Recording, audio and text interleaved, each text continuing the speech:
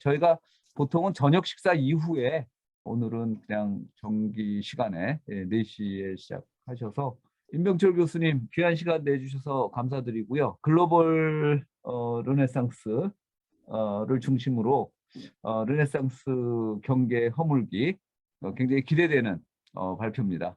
방금 소개받은 임병철입니다. 제가 그 르네상스 지성사, 뭐 문화사 이렇게 전공이거든요. 솔직히 이렇게 교류사나 세계사에 대한 조예가 넓지 못합니다. 특히 그 이슬람이라든가 이쪽하고의 교류에 대한 것은 관심은 많은데 언어적인 한계도 느끼고 있고요. 그냥 맨날 관심만 가지고 있습니다. 관심만 가지고 있다가 실제로 이게 글로벌 르네상스가 지난 올해인가요? 작년인가요?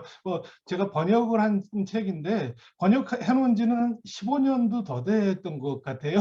르네상스 공부하고 그러다가 이제 관심을 가져서 번역을 해놨다가 또 이 책의 서문에 레오나르도 다빈치에 관한 글이 있었고 그러면서 그것에 힌트를 얻어서 다빈치에 관한 논문을 한번 이제 다빈치와 무슬림 뭐 이런 식으로 논문을 한번 쓴 적이 있습니다. 그리고 작년에 내놨는데 제가 주로 이 책은 부제가 동양과 서양 사이의 미술이라고 되어 있거든요. 그러다 보니까 주로 예술품을 가지고 르네상스 시대의 교류라 그래야 되나요? 하여튼 이제 그것에 관한 역사책이라고 생각하시면 될 것입니다. 제가 제 번역서를 중심으로 좀 이렇게 말씀을 드리려고 합니다. 저 구지훈 선생님 미술사 전공자가 다 아까 화면에 보여서 큰일 났다.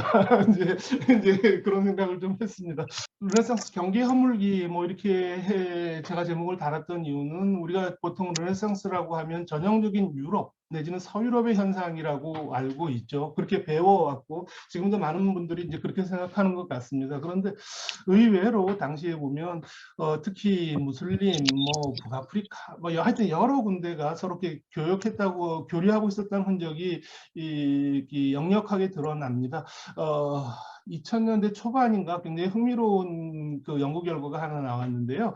이탈리아에 있는 의생명대 교수가 그 레오나르도 다빈치가 남겨놓은 모든 흔적들을 그러니까 그림이나 뭐 이런 거 있죠. 하여튼 문서류에 남아 있는 것을 전부 우리는 뭐 자연과학적 지식이 없으니까 제가 잘 모르겠는데 그것을 다 분석을 했어요. 근데 다빈치 그림을 보면 구준 선생님 잘 아시겠지만 다빈치는 약간 스푸마토라 그래서 경계선을 흐리게 하거든요. 그러다 보니까 그런 부분에 손가락으로 이렇게 터치를 했던 것도 있고요. 그 다음에 자기의 문서니까 자기 손으로 만들어 놓은 흔적 같은 것들이 있는데 그런 걸 분석을 했죠. 분석을 했다 보니까 몇 가지가 과학적인 게 증명이 된 건 있어요. 우리가 이제 추정컨대 레오나르도 다빈치는 왼손잡이였다 이렇게 추정을 해왔거든요. 사람들이 보통 얘기를 하죠. 레오나르도 다빈치는 왼쪽에서 오른쪽으로 글을 쓰지 않고요. 반대로 썼어요. 그러다 보니까 이 사람이 굉장히 뭐 비밀스러운 사람이었다 이런 얘기를 하는데 실제 그런 거라기보다 자꾸만 뭐죠? 이렇게 안 쓰고 이런 식으로 써야 되는데 자기 왼손잡이니까 잘못하면 손에 번지는 거예요. 이렇게 썼을 가능성은 높은데 하여튼 문서를 분석을 하니까 왼손잡이라는 것도 좀 정확하게 나타나고 뭐 이제 그런 게 나왔는데 더 흥미로웠던 건 뭐냐면 이 사람의 지문의 흔적을 찾았더니 손가락 지문의 흔적을 나왔더니 60% 이상이 오늘날 중동 사람들의 지문이었다는 게 나와요. 그러다 보니까 도대체 이제 오늘날 여러 가지 제가 그 글을 어디다 쓰고 났더니 또 어떤 선생님이 그 도대체 혈통을 좀 찾아보려고 했는데 문서를 못 찾았다 하는 말씀을 하신 적이 있었는데 하여튼 그런 것과 관계돼서 하여튼 교류의 역사를 좀 이야기해 보려고 합니다. 주로 이 책을 중심으로 이야기할 거고요. 게다가 제가 그냥 몇 개 이렇게 곁들여서 말씀을 드리도록 하려고 합니다. 자, 주로 예술품, 인공물로서 예술품을 갖고 얘기를 했으니까 저도 그거 갖고 좀 얘기를 해볼게요. 그래서 1486년인가 하여튼 15세기 말에 나와 있던 다 뭐 예상할 수 있었던 그림 스테고즈라고 하는 그림입니다. 크리벨리라고 하는 화가가 그렸고요. 아시다시피 스테고즈는 여러 사람이 그렸어요. 여러 사람이 그렸는데 최근에 세계사 교과서, 제가 역사교육과에 있으니까 원튼 원치 않았던 교과서를 보게 되는데 이 어떤 교과서에 이 그림이 실렸더라고요. 그래서 저는 약간 의외다 이렇게 생각을 했었어요. 우리가 르네상스 시대의 수태고지 하면 레오나르도 다빈치라든가 보티첼리라든가 이런 사람이 수태고지가 있는데 왜 이 사람의 그림을 실었을까? 아직도 이제 저한테는 좀그 비밀스러운 건데 아마 그림이 새로워서 그렇지 않을까 싶어요. 그러니까 교과서에 도판을 누르려고 하다 보니까 편의상 수태고지 그림 아무거나 넣은 것 같다는 그런 생각이 드는데요. 자, 제가 이 그림을 여기다 오늘 처음 말씀드렸던 게, 자, 조금 확대해서 볼까요? 굉장히 르네상스적이죠. 한쪽은 도시고 한쪽은 이 종교적인 측면, 여기서도 리베르타스 에클레시아스티카 뭐 이렇게 적어놨는데 하여튼 이 그림을 보면서 저한테 눈에 들어온 것은 바로 요거거든요. 요거 지금 제 손가락에 있는 거 터키식 양탄자, 오스만 카펫 같은 게 당시 도시를 그린 이 그림에 이제 걸려 있는 거라는 이야기예요. 이런 그림은 굉장히 많이 있어요. 가끔씩 르네상스 시대의 그림들을 보면 우리가 눈여겨서 보지 않아서 그러는데 눈여겨서 보다 보면 가끔씩 중국식 뭐 이진익 화병, 중국식 자기 이런 그림들이 소품으로 막 나오는 경우가 있어요. 그러다 보니까 뭔가 이들에게는 굉장히 낯설지 않은 것이었겠구나. 이제 이런 생각이 좀 든다는 이야기예요. 하여튼 그리고 두 번째 그림은 이 책의 앞에 있는데 젠틸레 벨린이라고 하는 베네치아의 화가가 그린 술탄 메흐메트 2세의 초상화예요. 초상화고 지금은 아마 런던 미술관에 있는 걸로 알고 있는데 당시 사람들의 입장에서 본다고 한다면 이게 오스만의 술탄을 그린 그림인데 굉장히 서양적인 것 같기도 하고 동양적인 것 같기도 하고 하여튼 그래요. 근데 재미있는 건 뭐냐면 이 벨린이라는 화가가 어느 날 갑자기 그런 것이 아니고 오스만 술탄이 오스만 궁정에서 자기네 궁정을 좀 뭐 장식하고 꾸미려고 하니까 능력 있는 애들 좀 보내라 이렇게 한 것 같아요. 그러다 보니까 베네치아에서는 오스만하고 계속 관계를 맺고 있었기 때문에 베스만을 일종의 대여 형식으로 파견했던 베네치아의 미술가가 거기 가서 오스만 술탄의 그림을 그렸다는 것이고 오늘날도 남아있죠. 오늘날 남아있죠. 그래서 그러는지 모르겠지만 제가 어떤 책을 읽다 보니까 그 레오나르도 다빈치가 워낙 유명한 인물이잖아요. 터키 이스탄불 사람들이 여전히 예전에 우리의 술탄 메흐메드 2세를 레오나르도 다빈치가 그림을 그렸다는 이야기가 전설처럼 막 내려온다 그러더라고요. 어떤 책에. 근데 저는 아마 이 그림에 대한 오해가 아니었나 이렇게 싶어요. 메흐메드 2세를 이렇게 그릴 때 다빈치 같은 경우 레오나르도 다빈치는 아직 약관에 머물렀고 그렇게 유명하지 않았기 때문에 술탄의 궁정에 가서 그림을 그렸을 것 같지는 않아요. 하여튼 이런 그림을 한번 떠올리면 두 세계가 단절되지 않았다는 것은 분명해 보인다 하는 그런 거죠.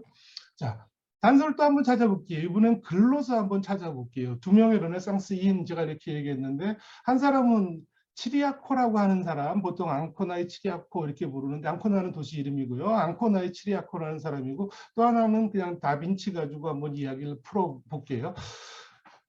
이것은 이제 원사료가 아니고 아주 유명한 독일의 학자가 쓴 어떤 글에서 나오는데 오스만의 술탄 메흐메트 2세는 앙코나의 치리아코라고 불리던 궁정인과 또 다른 이탈리아인으로 하여금 날마다 자신에게 로마와 다른 고대의 작품들을 읽어주게 했다. 궁정에서 이 사람 보고 계속 이런 이 책을 읽고 알려달라고 했다는 거죠. 그가 읽도록 한 것은 라에루티오스, 헤로도투스, 리비우스, 크루티우스, 교황과 황제, 프랑스의 왕. 아마 여기서 프랑스는 프랑크가 더 가깝지 않을까 싶어요. 프랑스의 왕 그리고 롬바르디아의 연대기였다. 굉장히 흥미로워요. 헤로도투스는 다 아실 거고 리비우스도 알 것이고 라에루티우스 같은 사람은 아마 고대 철학자를 쓴 고대 철학자들에 대한 역사를 썼던 로마 시대의 전기 작가 역사가고요. 퀸티스 크루티우스는 아마 알렉산드로스에 대한 전기를 썼던 사람인가 하여튼 그래요. 이제 우리가 보면 오늘날 서양의 고전 전통이라고 얘기하는 것들을 그런 작품들을 오스만 궁전에서 읽었다는 거예요. 읽었다는 것이고 앙코나의 치리아코라고 하는 사람은 굉장히 재미있어요. 전문적으로 뭐 우리가 소위 말하는 인문주의 휴머니즘 공부를 한 사람이라기보다 상인이었는데 안 돌아다니는 데가 없죠.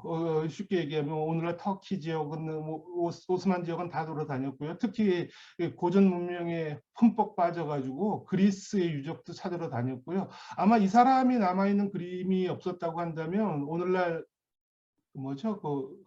파르테논 신전이 지금 모습대로 복원되기가 쉽지 않았을 거라는 얘기도 많이 해요. 쉽게 얘기하면 오늘날 우리가 파르테논 신전 복원한다고 얘기를 하는데 아시다시피 17세기 후반인가요? 베네치아하고 오스만하고 싸우다가 베네치아인들이 폭격을 해서 그 파르테논 신전이 다 많이 무너앉았었죠. 그러다 보니까 이것을 새롭게 복원하는데 흥미로운 건 뭐냐면 이 치리아코가 거기 다 돌아다니면서 그 당시에 자기가 파괴되기 전에 그 모습 스케치로 남겨놨어요. 근데 그것을 많이 참고했다고 이야기를 하는데 아무튼 이런 사람이었다는 이야기예요. 흥미로운 단서. 자, 유럽인이었다는 이야기예요. 나중에 다시 돌아와요. 유럽에 돌아왔는데 이 친구가 궁정에서 서양의 고전 전통이라고 하는 것, 서유럽의 고전 전통이라고 하는 것들을 오스만 궁정인과 나누었다는 이야기가 되는 거죠. 다빈치는 더 신기해요. 우리가 다 아시다시피 레오나르도 다빈치는 제작 노트를 남겨갖고 오늘날 여러 책 많잖아요. 우리가 그 스케치 같은 거 보면 뭐 이상한 거 만들고 뭐 했잖아요. 그 중에 하나 보면 다리를 만드는 스케치가 남아 있거든요. 다리 이게 오늘날로 얘기하면 이스탄불에서 그 보스포러스 해협을 넘어가는 그 다리의 문제인데 페라기오 거기다가 제가 뭐 다른 논문에서는 이 스케치한 것으로 이렇게 띄웠는데 오늘은 준비는 못했고요. 하여튼 페라기오, 콘스탄티노폴리스 그리고 그것의 크기 와 어떡하지 하면서 다리를 놓으려고 하는 그 스케치를 남겨놓은 게 있어요. 그리고 더 재미있는 것은 뭐냐면 솔직히 이제 이런 사료를 읽을 때 역사가들은 고민스럽죠. 원본이 아니기 때문에 이런 경우가 있는 게 이게 1952년인가 아주 유명한 독일의 학자가 그 토카프 궁전에 있는 문서고원서에서 발견했는데 거기에 보면 이런 이탈리아인 리오나르도가 당시 술탄에게 보낸 일종의 편지가 남아 있어요. 근데 흥미로운 건 뭐냐면 이게 원본이 아니고 분명히 뭐 이탈리아로 적었겠죠. 그러다 보니 궁정의 누군가가 이것을 아랍어로 이제 아랍어인가에 트루크어로 번역을 했어요. 번역을 해가지고 보낸 글이 남아 있는데 거기에 내용이 보면 이 리오나르도가 우리가 알고 있는 레오나르도 다빈치라고 얘기한다고 하면 다빈치가 이런 거예요. 당신의 충실한 하인으로서 저는 당신께서 골드문을 가로질러 스탄불에서 갈라타에 이르는 지역에 쉽게 얘기하면 오늘날 이스탄불에 있는 두 지역 사이에서 다리를 놓으려 하고 있으며 이에 합당한 전문가가 없어 실행에 옮기지 못하고 있다는 사실을 알고 있습니다. 당신의 신민인 저는 그 방법을 알고 있습니다. 저 좀 써주세요. 이런 이야기거든요. 굉장히 생뚱맞아 보여요. 생뚱맞아 보이는 거예요. 아마 1503년 정도가 아닐까 우리가 이렇게 생각을 하고 있는 편지인데 생뚱맞아 보이는 게 또 정황적으로 꼭 그렇지만도 않은 게요. 실제 이 당시 보면 술탄 바예지드가 분명히 그 다리를 놓으려고 하는 계획은 가지고 있었던 것 같고 근데 이것을 어떻게 하려고 할까 고민했던 것은 사실인 것 같고요. 그러다 보니까 왜 조르조 바자리라고 하는 미술가 열전을 쓴 유명한 사람 있잖아요. 그 바자리의 미켈란젤로 전에 보면 그 얘기가 나와요. 그 비슷한 시기에 그 미켈란젤로한테 그 교황이 자유롭고 싶어하는 미켈란젤로를 잡아다가 시스틴 성당에 먹으려라 뭐 하라고 짜증나니까 이 사람이 이미 내가 즉 오스만의 술탄이 저쪽에서 다리를 놓으려고 한다는데 내가 가볼까 하는 생각을 미켈란젤로가 했다 하는 그 기록이 남아 있어요. 그러다 보니까 당시 사람들에게 그렇게 생뚱맞은 이야기 같지만은 않다는 이야기예요. 다시 말해서 오스만이 완전히 별개의 세계가 아니고 연결되어 있었던 세계였던 것은 분명해 보인다 하는 그런 이야기죠. 자, 간단하게 넘어갈게요. 다 아시잖아요. 19세기에 오늘날 르네상스가 만들어졌잖아요. 세계와 인간의 발견, 근대 유럽의 첫 아이 뭐 이렇게 얘기를 했었고 요즘은 잘 읽지 않지만 산문을 썼던 월터 페인터라고 하는 영국 사람이 쓴 거 보면 감각, 상상의 쾌락으로서의 예술 굉장히 우리가 오늘날 알고 있는 르네상스는 19세기적인 르네상스 같아요. 하나의 정신으로서의 르네상스고 또 거기 하나의 정신이라는 게 그 안에서 근대의식이 출현했다 하는 이런 이야기로 읽힌다는 거죠. 자, 이런 식의 우리가 지금까지 알고 있는 르네상스의 이야기는 이거죠. 서양 개인적인 근대가 서유럽에서 탄생했다 하는 얘기고 그것이 바로 문명의 시작이다 이런 식의 이야기를 하는 거죠. 그러다 보니까 알게 모르게 문명적인 서양과 야만적인 동양을 대립시키고 있으면서 이제 그렇게 만드는 르네상스관이 지금까지 우리에게 이제 와 있다는 거죠. 그런 맥락에서 본다고 한다면 이제 오늘날 이상한 기록들, 그다음에 이상한 흔적들이 많이 나타나죠. 오늘날 르네상스 연구자들 중에 하나 많이 나오는 단어 중에 하나가 셀프 패셔닝이라는 단어를 굉장히 많이 써요. 저는 굳이 번역을 하지 않거든요. 번역을 하지 않는 이유는 누군가가 어떤 출판사도 그렇고 어디 또 이제 술지 같은데 얘기를 하면 셀프 메이킹, 자아 만들기, 자아 형성 이렇게 쓰면 안 되냐, 저한테 굳이 영어로 써야 되겠느냐, 그래서 저는 못 쓰겠습니다 이렇게 하는 이유 중에 하나가 패션이라고 하는 단어가 굉장히 르네상스적인 단어로서 자리 잡았다는 거예요. 오늘날 이건 이제 영문학 쪽에서 하는 이야기고, 이 영문학에서 하는 얘기라는 게 오늘날 우리가 패션이라고 이야기를 할 때 그런 게 있잖아요. 그냥 누군가가 패셔너블해 뭐 하고 얘기를 하면 내가 나를 어떻게 포장하고 어떻게 만들므로써 남과 나를 비교하고 그러면서 나는 누구는 패셔너블하고 뭐 이런 얘기 하잖아요.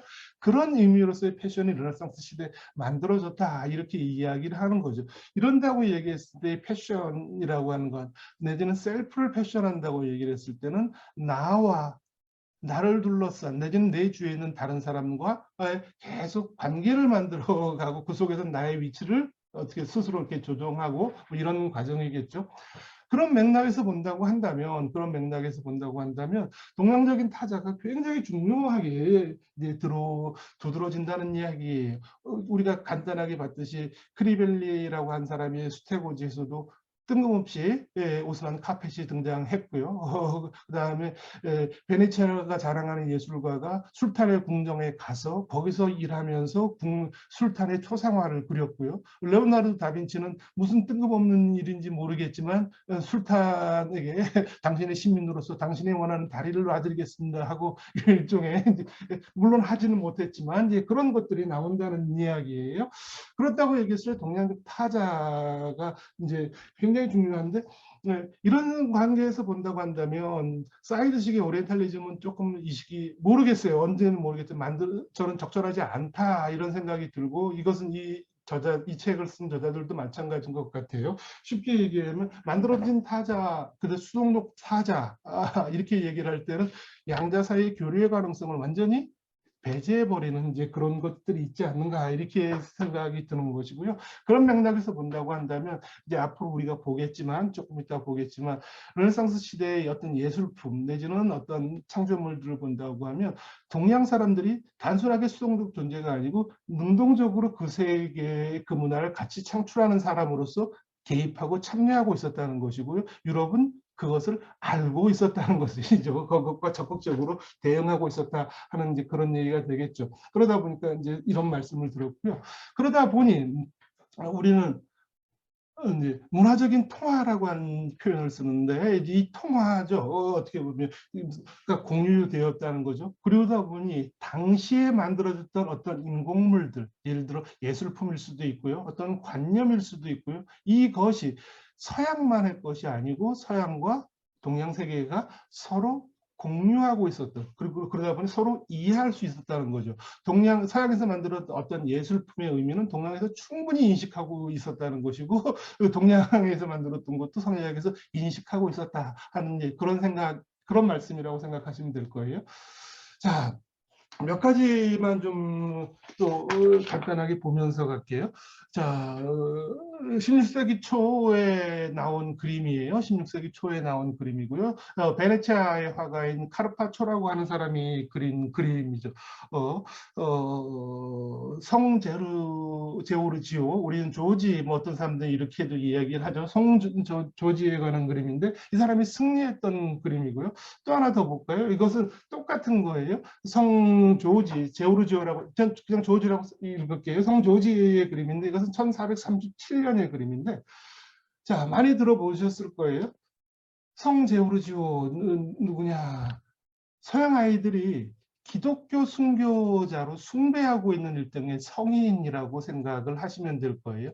기록마다 많이 달라요. 그렇지만 남아있는 기록 하나 큰 걸로 이렇게 생각하다 보면, 우리가 보면 로마 제국 말기에 마지막으로 기독교를 박해했다고 하는 디오클레티아누스 시대에 디오클레티아누스에게 저항했던 기독교 순교자, 뭐 이렇게 알려져 있어요. 그러다 보니까 이 사람을 디오클레티아누스가 죽이려고 수차례 박해를 했는데 다시 살아났고, 뭐 이제 이런 식의 이야기가 나와 있고요. 근데 이 사람에 대한 얘기가 오늘날 더 유명하고 전 세계적으로 알려진 것은 용하고 관련된 전설이에요. 이 전설이 언제부터 시작됐는지는 잘 모르겠어요. 터키 카파도키아 출신 뭐 이렇게 이야기를 하는데, 아마 13세기에 서양 아이들이 중세시대 되면 기독교 세계에 성인 열전 같은 것들을 많이 쓰거든요. 이제 그 중에 황금 전설이라고 하는 그런 책이, 아주 유명한 책이 있는데 거기에 보면 제오르지오가 나오는데 많이 들어보셨던 얘기일 거예요. 어느 날 제오르지오가 터키 어떤 지역이더라, 어디를 가고 있는데 그 지역에 이상한 괴물, 용이 사는 거예요. 이 용이 그 마을 사람들에게 먹을 걸 바쳐라 한 거예요. 맨날 바치다가 바칠 게 없으니까 그 다음에 사람을 바치기 시작을 한 거죠. 마지막에 남아있는 게 그 왕국의 공주를 바치기로 되어 있는 것이고, 그때 제오르지오가 들어간 거예요. 알게 된 거예요. 그러다 보니 제오르지오가, 성 조지가 이 용을 잡아왔다 하는 그런 전설이 굉장히 유명한 남아있죠. 남아있는데, 이 그림은 지금 바로 그 모습을 그린 거죠. 그 모습을 그린 거라는 이야기예요. 근데 이 그림을 그린 시기가 16세기 초라고 얘기했는데요. 16세기 초, 자, 이슬람과, 다시 말해서 오스만과 유럽의 서유럽과의 관계에서 보면 쉽게 얘기하면 15세기 내내 유럽이 밀리고 하다가 다 쫓겨난 시기. 우리가 알만한 사건만 하면 1453년에 콘스탄티노폴리스가 함락이 됐고요. 그 두 해 뒤인가 트레비존드라고 해서 오늘날 터키 북동부 지역이죠. 그 뭐죠? 흑해하고 맞닿아 있는 그 지역. 거기가 마지막으로 남아 있었다가 1461년인가 함락이 되거든요. 이제 계속 그런 식인데, 이 그림을 왜 그렸냐면 이때 터키 지역에 남아 있던 누구죠? 그 터키 지역에서 이슬람과 끝까지 항전했던 요한 기사단 소속 사람들이 밀리고 해서 다 퇴각하고 베네치아에 들어왔거든요. 그러고 나니까 이들에게 그래도 수고의 표시로 그 요한 기사단에게 베네치아에서 어떤 채플 하나를 선물을 했고, 너희들이 이 교회에 있어라 이렇게 선물을 했고요. 그 교회를 장식하기 위해 그렸던 그림이거든요. 그러다 보니까 시대적으로 잘 안 맞죠. 이게 이 시기 보면 트레비전 성 조지이고, 이건 용을 개처럼 끌고 오는, 그렇게 표현이 돼 있어요. 전설에 의하면. 그러니까 끌고 왔는데 여기 보면 터번 쓴 이슬람 사람들이 나타나는 거죠. 만약에 이게 역사적인, 물론 조지 자체가 신화적인 인물이지만 그렇다고 해서 잘 맞지 않는 거죠.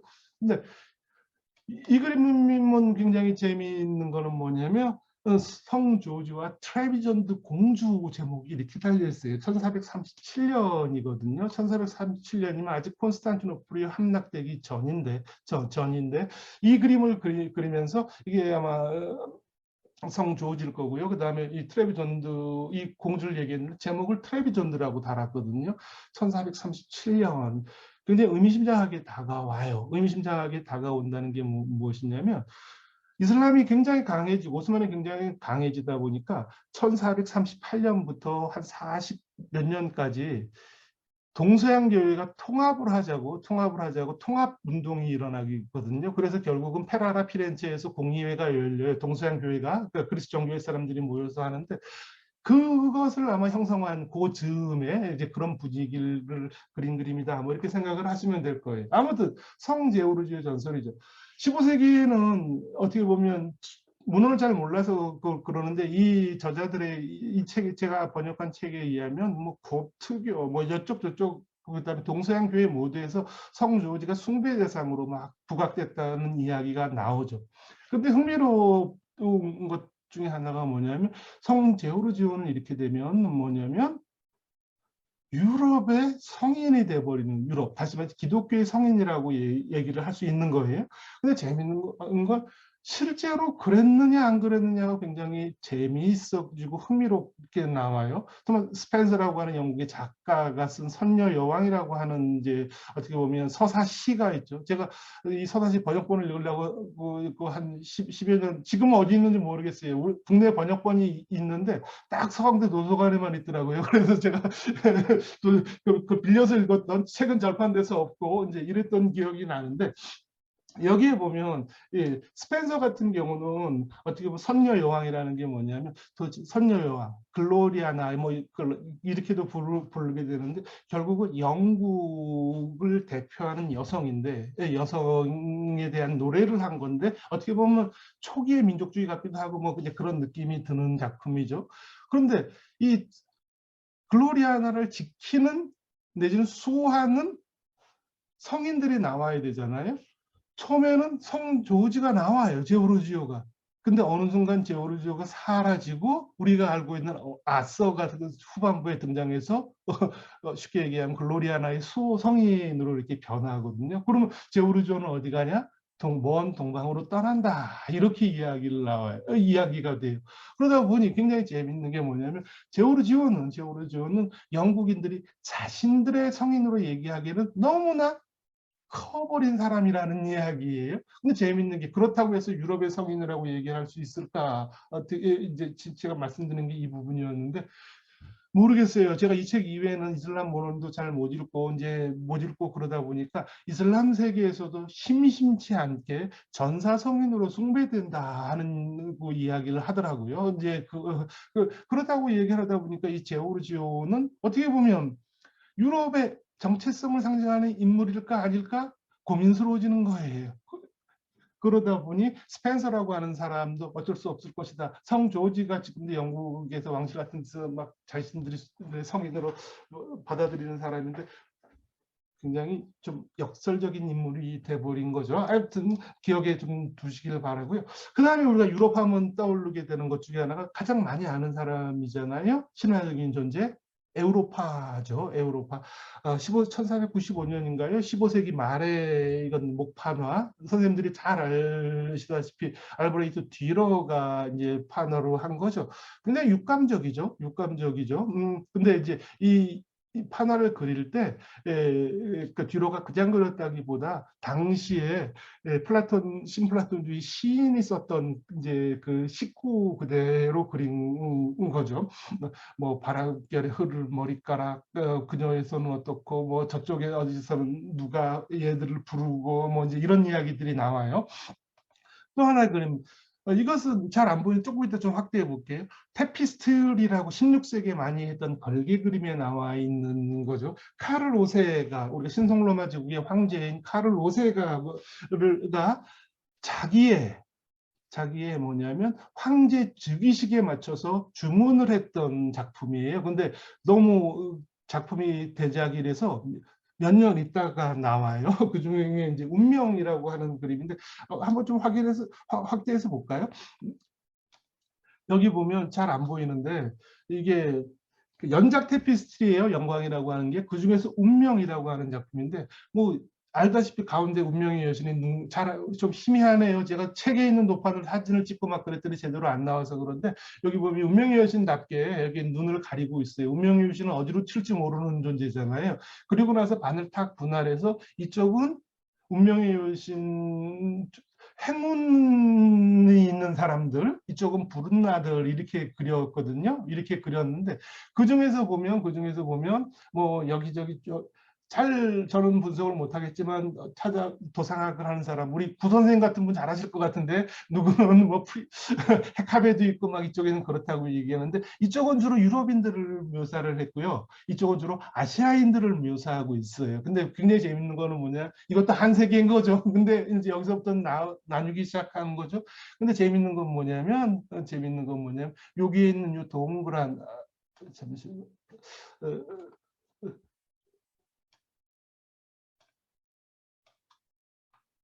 이렇게 놓고 다시 볼까요? 요 요성 있잖아요. 제 커서가 있는데 제 커서가 움직일 텐데 요 여성이 에우로파거든요. 여기 소 타고 있어요.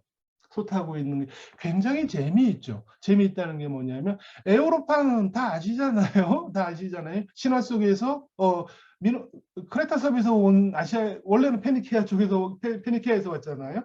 그쪽 여성인데 동양의 공주라는 이야기예요. 근데 서양인의 무리에 들어가고 있어요. 에우로파를 서양의 사람으로 이제 취급하고 있는 거죠.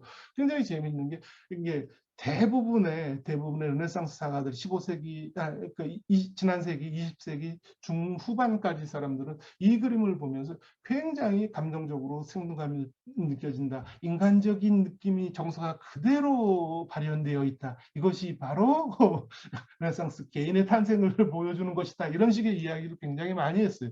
그러면서 유럽은 문명이고 에우로파가 그것을 대표하는 것처럼 이렇게 이야기를 했다는 이야기예요. 근데 제가 눈여겨보는 것은 어떻게 보면 에우로파의 이미지가 변화하기 시작을 해요. 변화하기 시작한다는 게 뭐냐면 처음에는 그냥 황홀하게 빠진 아시아의 공주예요.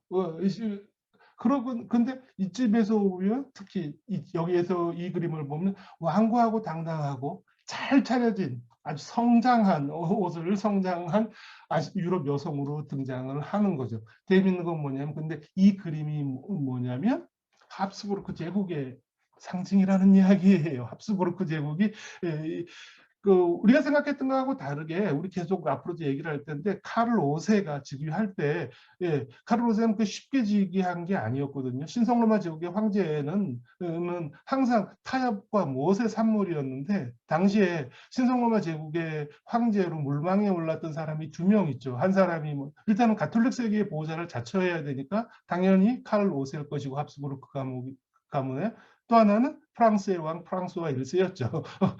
그러다가 결국은 1519년 둘이 치고받고 하다가 사람들이 이야기하면 돈을 훨씬 더 카를 5세가 많이 썼다 이렇게 이야기를 하는데 돈을 훨씬 더 많이 써서 1520년에 신성로마 제국의 황제가 되는 거죠. 그러면서 자기의 상징처럼 에우로파를 가지고 오죠. 그러니까 유럽 문명의 상징처럼 쓰기 시작했다는 이야기.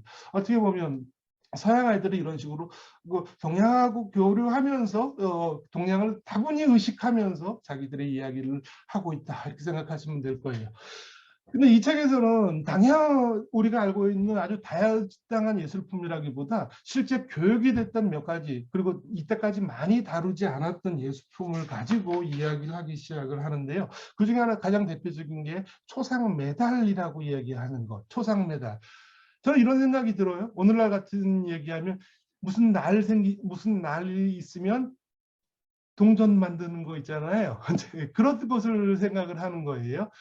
조그맣게 동그란 메달을 만들어서 목에 걸고 다니고 내지는 그것을 들고 다니는데 굉장히 많은 이미지를 만드는 게 특히 15세기에 굉장히 유행을 해요. 근데 이때까지 예술을 하는 사람들이 많이 그쪽은 보지를 않았었죠. 근데 그 초상 메달의 이미지들 그리고 그것이 유통됐다는 것을 보면 양 두세 개 사이가 왔다 갔다 하는 게 잘 보인다 이런 이야기 같아요. 아마도 이런 것 같아요. 고대 로마 문화가 부활하면서 고대 로마 거를 다 하는 거죠. 그 중에 하나가 뭐냐면 동전 수집 이런 것도 엄청나게 하기 시작했고 오늘날의 수집력을 느껴지는 것 같은데 그런 맥락에서 볼 때 동전은 아니더라도 메달을 제작을 해가지고 이 메달을 서로 교환하고 나눠 갖고 했었다는 이야기예요. 굉장히 교환 가치가 뛰어났던 것 같아요. 커다란 그림 같은 경우에는 내가 그림으로 나의 어떤 걸 표현하려고 그래도 내가 소유할 수 있어도 그것을 남들에게 보여주기는 쉽지 않죠. 근데 이것은 손에 잡히는 크기였기 때문에 복제해서 막 돌아다니기 시작했다는 거예요. 처음에는 그냥 수집했던 것 같은데 근데 이제는 복제 유통에 가능한 교환물로 변화했죠.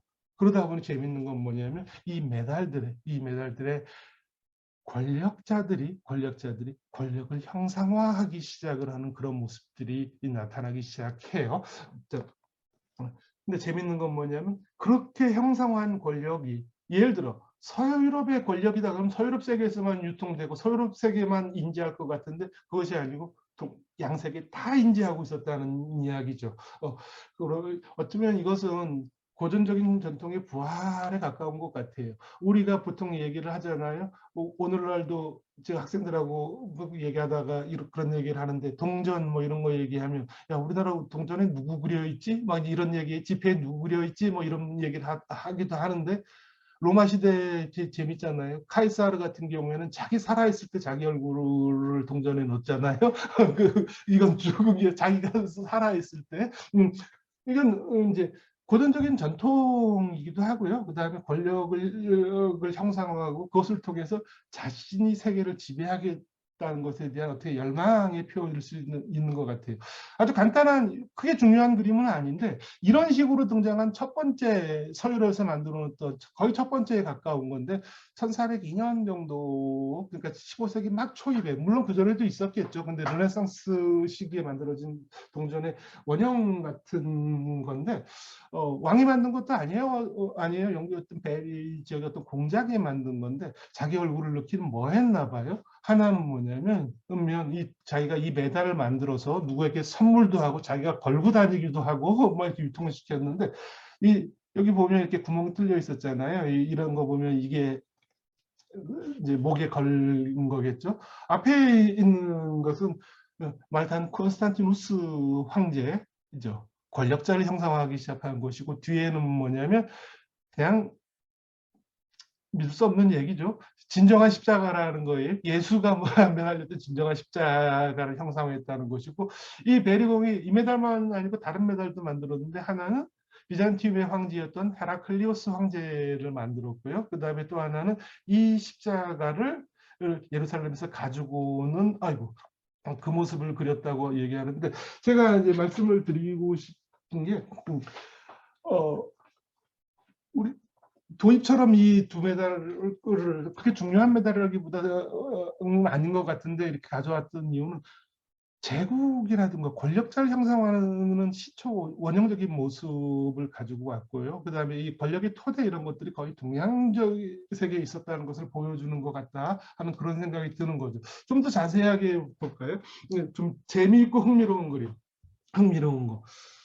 피사넬로라고 하는 아주 유명한 이탈리아의 화가이기도 하고 이 사람은 아예 메달 많이 만들었던 사람이죠. 1438년에 이 사람이 만든 초상 메달의 앞뒷면이에요. 근데 이 사람이 누구냐? 비잔팀의 황제였죠.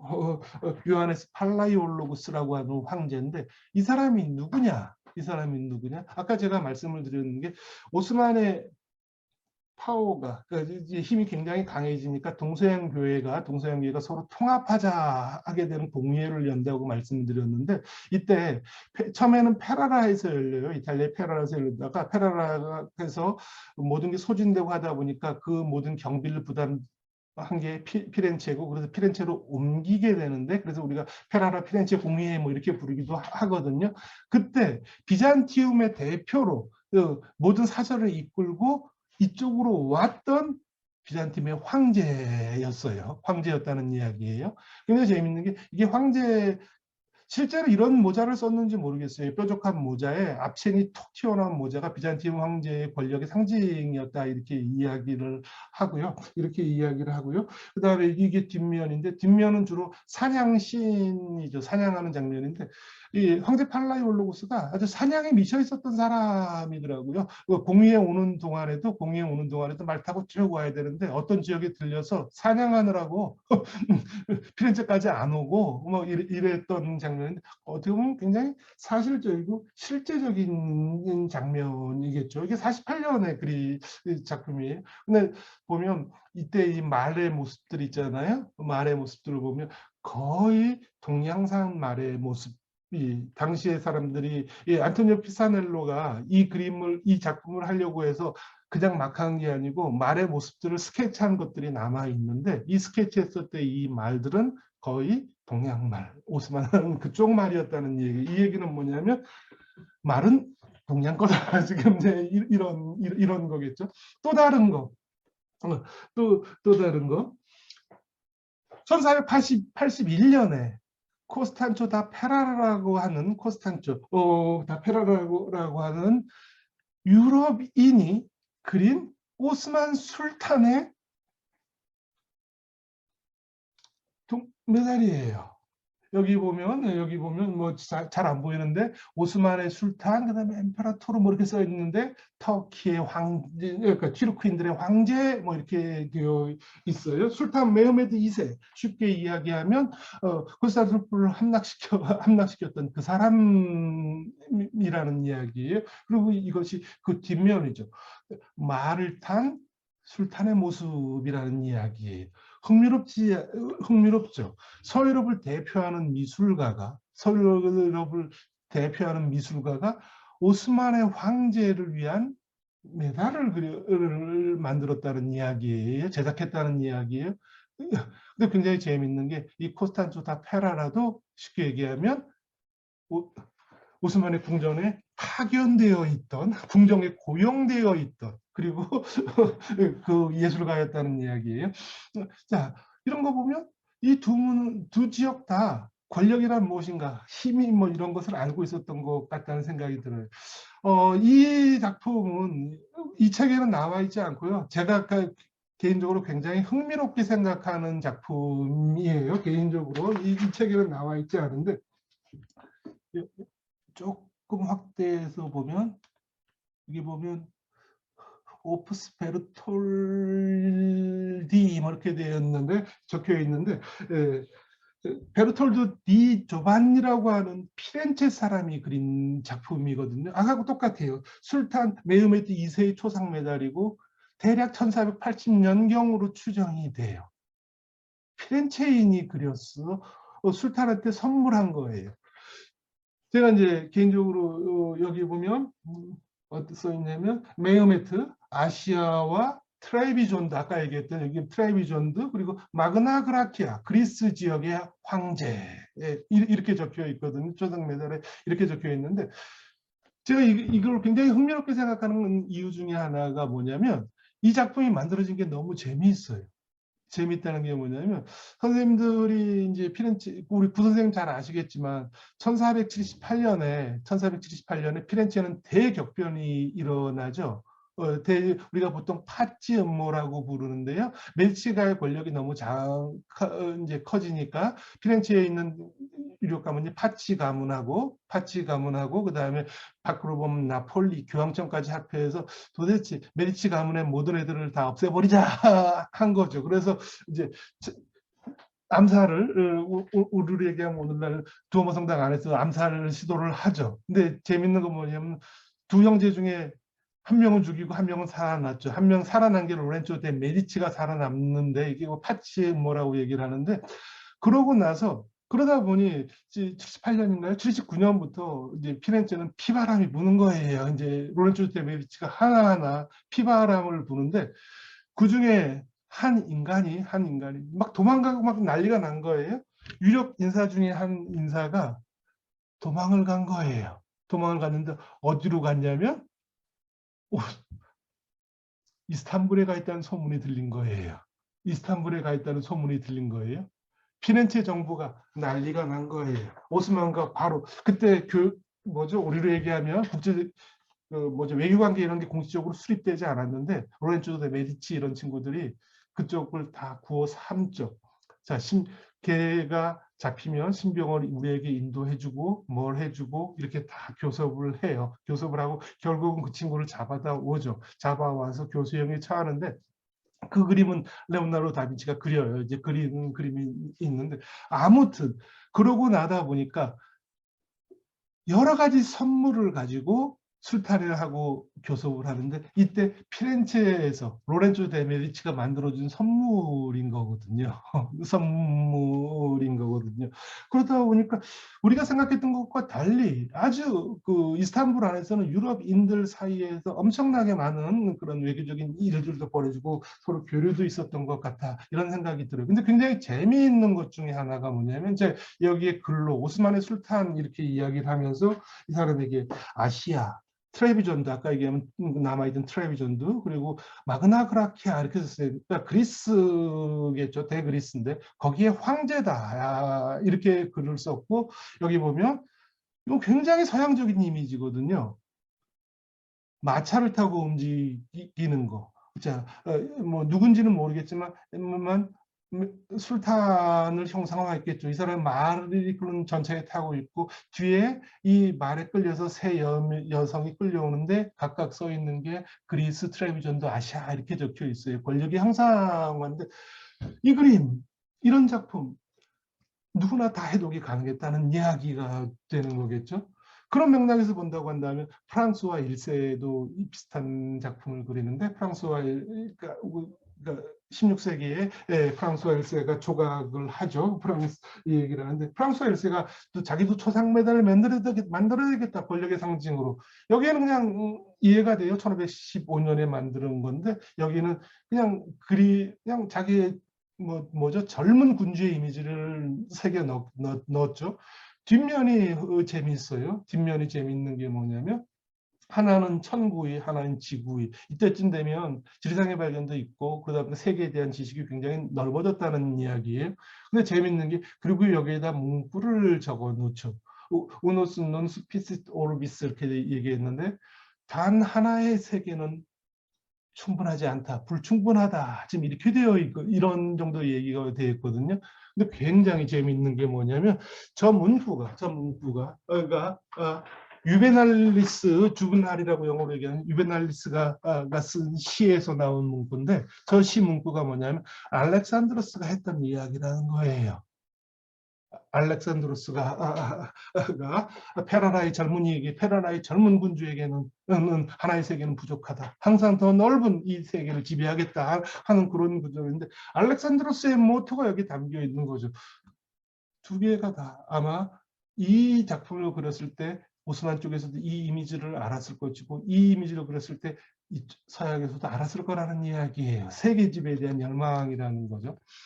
빨리빨리 할게요. 1시간만 하는데 10분밖에 안 남아서 마음이 급합니다. 자, 15세기에 조상 메달이 있었다고 하면 16세기에는 또 우리가 보통 얘기하는 테피스트리라고 하는 작품들이 있죠. 테피스트리 많이 아시잖아요. 어떻게 보면 보통 장식용 그림이죠. 천을 짜서 했던 그림이죠. 굉장히 큰 크게 이렇게 직물로 짜서 했던 그림인데 우리가 생각하면 그 몇 세기 전부터 존재했었죠. 그런데 16세기, 15세기 말 16세기에 오면 이 그림들이 굉장히 정치적인 그림으로 나타나죠. 권력과 부의 상징으로. 가장 잘 이용했던 사람이 칼 오세라고 이야기를 하는데 칼 오세, 아시다시피 칼 오세는 신성로마 제국의 황제이자 스페인의 국왕이고 네덜란드의 국왕이나 다름없고 자기의 영지를 오늘날 웬만한 사람들 세계 여행했던 것보다 더 많이 다녔더라고. 더 많이 다녔더라고요. 그런데 다닐 때마다 엄청나게 큰 규모로 만든 테피스트리를 접어서 나눠서 걸개 그림을 분리해서 갖고 이동식 분정에다 그것을 다시 걸고 뭐 이렇게 했었다고 이야기를 해요. 굉장히 재밌는 게 이 테피스트리라고 하는 걸개 그림이 조금씩 변화해 오기 시작하는데 처음에는 이렇게 얘기를 해요. 우리가 생각하면 그냥 초원이나 풀밭을 그렸던 그림 같은 거, 실록, 뭐 백화점 디자인 뭐 이렇게 이야기를 하는데 이런 디자인 같은 경우에는 오스만이나 페르시아에 있었던 그런 기본적인 문양을 그런 패턴을 반복한 것처럼 느끼기도 한다는 건데 르네상스 시대에 오면 우리가 소위 말하는 서사적 테피스트리가 굉장히 유행한다는 거예요. 서사적, 이야기를 담긴 걸개 그림을, 엄청난 규모의 걸개 그림을 그리기 시작을 하죠. 재밌는 건 이런 그림들이라는 거예요. 탕자의 역사, 알렉산드로스 이야기, 트로이 전쟁, 뭐 헤라클레스의 고행 등 이런 것들이 주된 주제로 나타나기 시작을 하죠. 근데 우리가 오늘날 테피스트리 하면서 서양 아이들이 자기네 예술품, 자기네 고유의 뭐 이렇게 얘기를 하는데 굉장히 크게 동양과의 관련성을 가지고 있는 거라는 생각이 드는 게 14세기에 이거 어떻게 읽어야 되나요? 박단 선생님. 잘 모르겠는데. 사라진 뭐 하여튼 얘기가 쉽게 얘기하면 사라진 노동자 정도로 직역을 하면 이렇게 직역이 되는데 직물 노동자를 표현한 문헌들에 이렇게 나오는 거예요. 사라진 노동자들이라고 나오는 거예요. 그러다 보니까 테피스트를 그릴 때 그리는 게 아니죠. 직조를 할 때 어느 정도는 그 사라생과의 영향이 좀 관계가 있었다는 거 같다는 거예요. 더 재밌는 거는 우리가 이 테피스트리를 자신들의 정치적 목적에서 이용했다고 처음으로 이용했다고 생각하는 게 잘 보이는 게 부르고뉴의 공작들인데 이 공작들의 이야기 보면 굉장히 재밌는 게 1396년에 부르고뉴의 공작인 용당공 필리프하고 오스만의 술단 바예지드하고 니코폴리스라고 하는 그 지역을 두고 전쟁을 했던 모양이에요. 전투를 했었는데 쉽게 얘기하면 필리프가 대패를 했죠. 대패를 했고 대패에서만 끝난 것이 아니고 자신의 아들이 포로로 잡혀요. 두 진영 사이에서 교섭이 벌어졌겠죠. 이 문제를 어떻게 해결할 것이냐. 근데 이쪽에서는 용당공 필리프는 아들 좀 풀어줘 했을 것이고 바예지드는 맨입으로 이렇게 됐겠죠. 근데 조건이 너무나 재밌었어요. 너무나 재밌었다는 게 뭐냐면 아주 좋은 옛 이야기를 담은 훌륭한 테피스트리를 제작해서 선물을 하면 아들을 풀어주겠다 이렇게 된 거예요. 그리고 선물을 받아요. 그 선물을 받은 거대한 테피스트리가 담겨 있는 아주 좋은 옛 이야기라고 제가 말씀드렸는데 이게 알렉산드로스의 이야기를 담은 테피스트리를 담은 거예요. 그 다음에 굉장히 재미있는 게 뭐냐면 1478년에 메흐메트 2세가 지금 남아있는 토카프 궁전이라고 얘기하는 그 궁전을 새로 그때 왕궁을 짓고 이 궁정에 새로 들어가는데 이 궁정에 들어가면서 바로 이 테피스트리를 새로운 궁정의 장식으로 걸었다는 거죠. 알렉산드로스 서양 아이들이 자기네 거라고 생각을만 하고 있었는데 이 오스만도 충분히 알고 있었다는 것이고 이것이 바로 세계 지배를 열망하는 사람들이 서로 가지려고 했었던 제국의 원형적인 아이콘이라는 거였겠죠. 그걸 해준다 그랬으니 받아들였다는 거예요. 결국은 뭐냐면 이 테피스트리 아까 얘기했을 초상 메달도 마찬가지고 동서양 모두에서 이해 가능한 이미지였다는 것이고요. 이것은 정치적으로 시각적으로 서로 소유하려고 했었다는 것이고 이 의미의 소유권을 두고 싸웠다 이렇게 생각을 하시면 되겠죠. 그 선생님 아마 많이 남아 있을 것 같은데 네. 5시 10분 정도까지 예, 끝내주시면 알겠습니다. 예. 그러다 보니 아주 짧게 할게요. 프랑스와 1세하고 카를 로세가 아까 16세기 대결을 하는데 프랑스와 1세는 카를 로세한테 게임이 안 되거든요. 게임이 안 되니까 제국의 원형적인 이미지를 자기가 얻고 싶어 했다는 얘기인데 그러다 보니 생각지도 못했던 자기의 작품들을 가지고 오는데 이게 스키피오 아프리카누스의 역사라고 하는 테피스트를 제작을 해요. 스키피오 아프리카누스 중에 하나인 자마돈트를 그린 것인데 실제로 스키피오 아프리카누스는 카를 5세한테 어울리는 이미지지 프랑스와 1세한테 어울리는 이미지가 아니고 얘가 선점을 한 거예요. 그 비슷한 시기에 카를 5세 같은 경우에는 파비아 전투라고 하는 것을 그리는데 이 파비아 전투에서 쉽게 얘기하면 프랑스와 카를 5세한테 대패를 하고 포로로 잡히거든요. 그걸 그리는 거예요. 그 다음에 재밌는 거는 뭐냐면 카를 5세가 그러면 권력을 형상화해야 되겠다고 하면서 그리는 작품이 튜니스 정복이라고 오늘날 튜니지아죠. 튜니스 정복이라고 하는 작품을 1548년에 이야기를 하는데 그리는데 이거 왜 그리느냐? 왜 이 작품을 만드느냐? 1534년에 튜니스 정복을 떠나요. 근데 튜니스 정복을 왜 떠나냐면 우리가 오늘날 생각과 다르게 프랑스와 1세가 카르로세하고 경쟁을 하는데 게임이 안 되는 거예요. 그러다 보니 프랑스와 1세가 가톨릭의 군주임을 자임하던 프랑스와 1세하고 오스만하고 동맹관계를 맺어요. 동맹관계를 맺는 것이고 이 동맹관계를 분쇄하게 한 것 중에 하나로 여기를 정복을 하죠. 그리고 나서 대규모 작품을 그렸다는 이야기예요. 근데 재밌는 건 뭐냐면 그러면서 이 카를은 자기 스스로를 뭐냐면 아까 얘기했었던 프랑스어가 얘기했던 스키피오 아프리카누스는 거의 사실적인 기반이 없다. 자기야말로 진짜다 하고 이야기를 하면서 진짜 여기 정복하고 돌아오면서요. 스키피아노스가 했듯이 로마의 황제들이 했듯이 개선 행렬을 해요. 개선 행렬을 하고 어떤 도시에 들어올 때마다 개선문을 그리고 이렇게 얘기하는 이게 밀라노 개선을 했을 때의 그 모습인 거죠. 이런 식으로 권력을 형성한다는 거죠. 1541년에 목판하라고 생각을 하시면 될 거예요. 자, 재밌는 게 뭐냐면 그러면 이런 테피스트리가 서양 아이들만 있었느냐? 이것도 서양 거예요. 이것도 서양 건데 이것은 포르투갈의 왕인 마누엘 1세가 16세기 초에 그린 작품이에요. 이 작품은 어디서 인터넷에서 다운을 못 받겠더라고요. 쉽게 얘기해 개인 소장품이라 가지고 책에서 그냥 따왔는데 캘리컷으로의 향해라고 하는 것. 작품 중에 하나예요. 캘리컷. 자, 인도 항로를 발견했던 포르투갈의 힘을 이제 나타내주고 싶은 거죠. 그러다 보니까 여기에 일부분인데 여기에 보면 잘 보이지 않는데 뭐 인도의 관습, 터번슨 페르시아인들의 그쪽의 모습 이런 것들이 나타나죠. 남아있는 거 있잖아요. 남아있는 거. 오스만. 가장 강력했던 오스만인들은 왜 안 했을까? 할 생각은 있었던 것 같아요.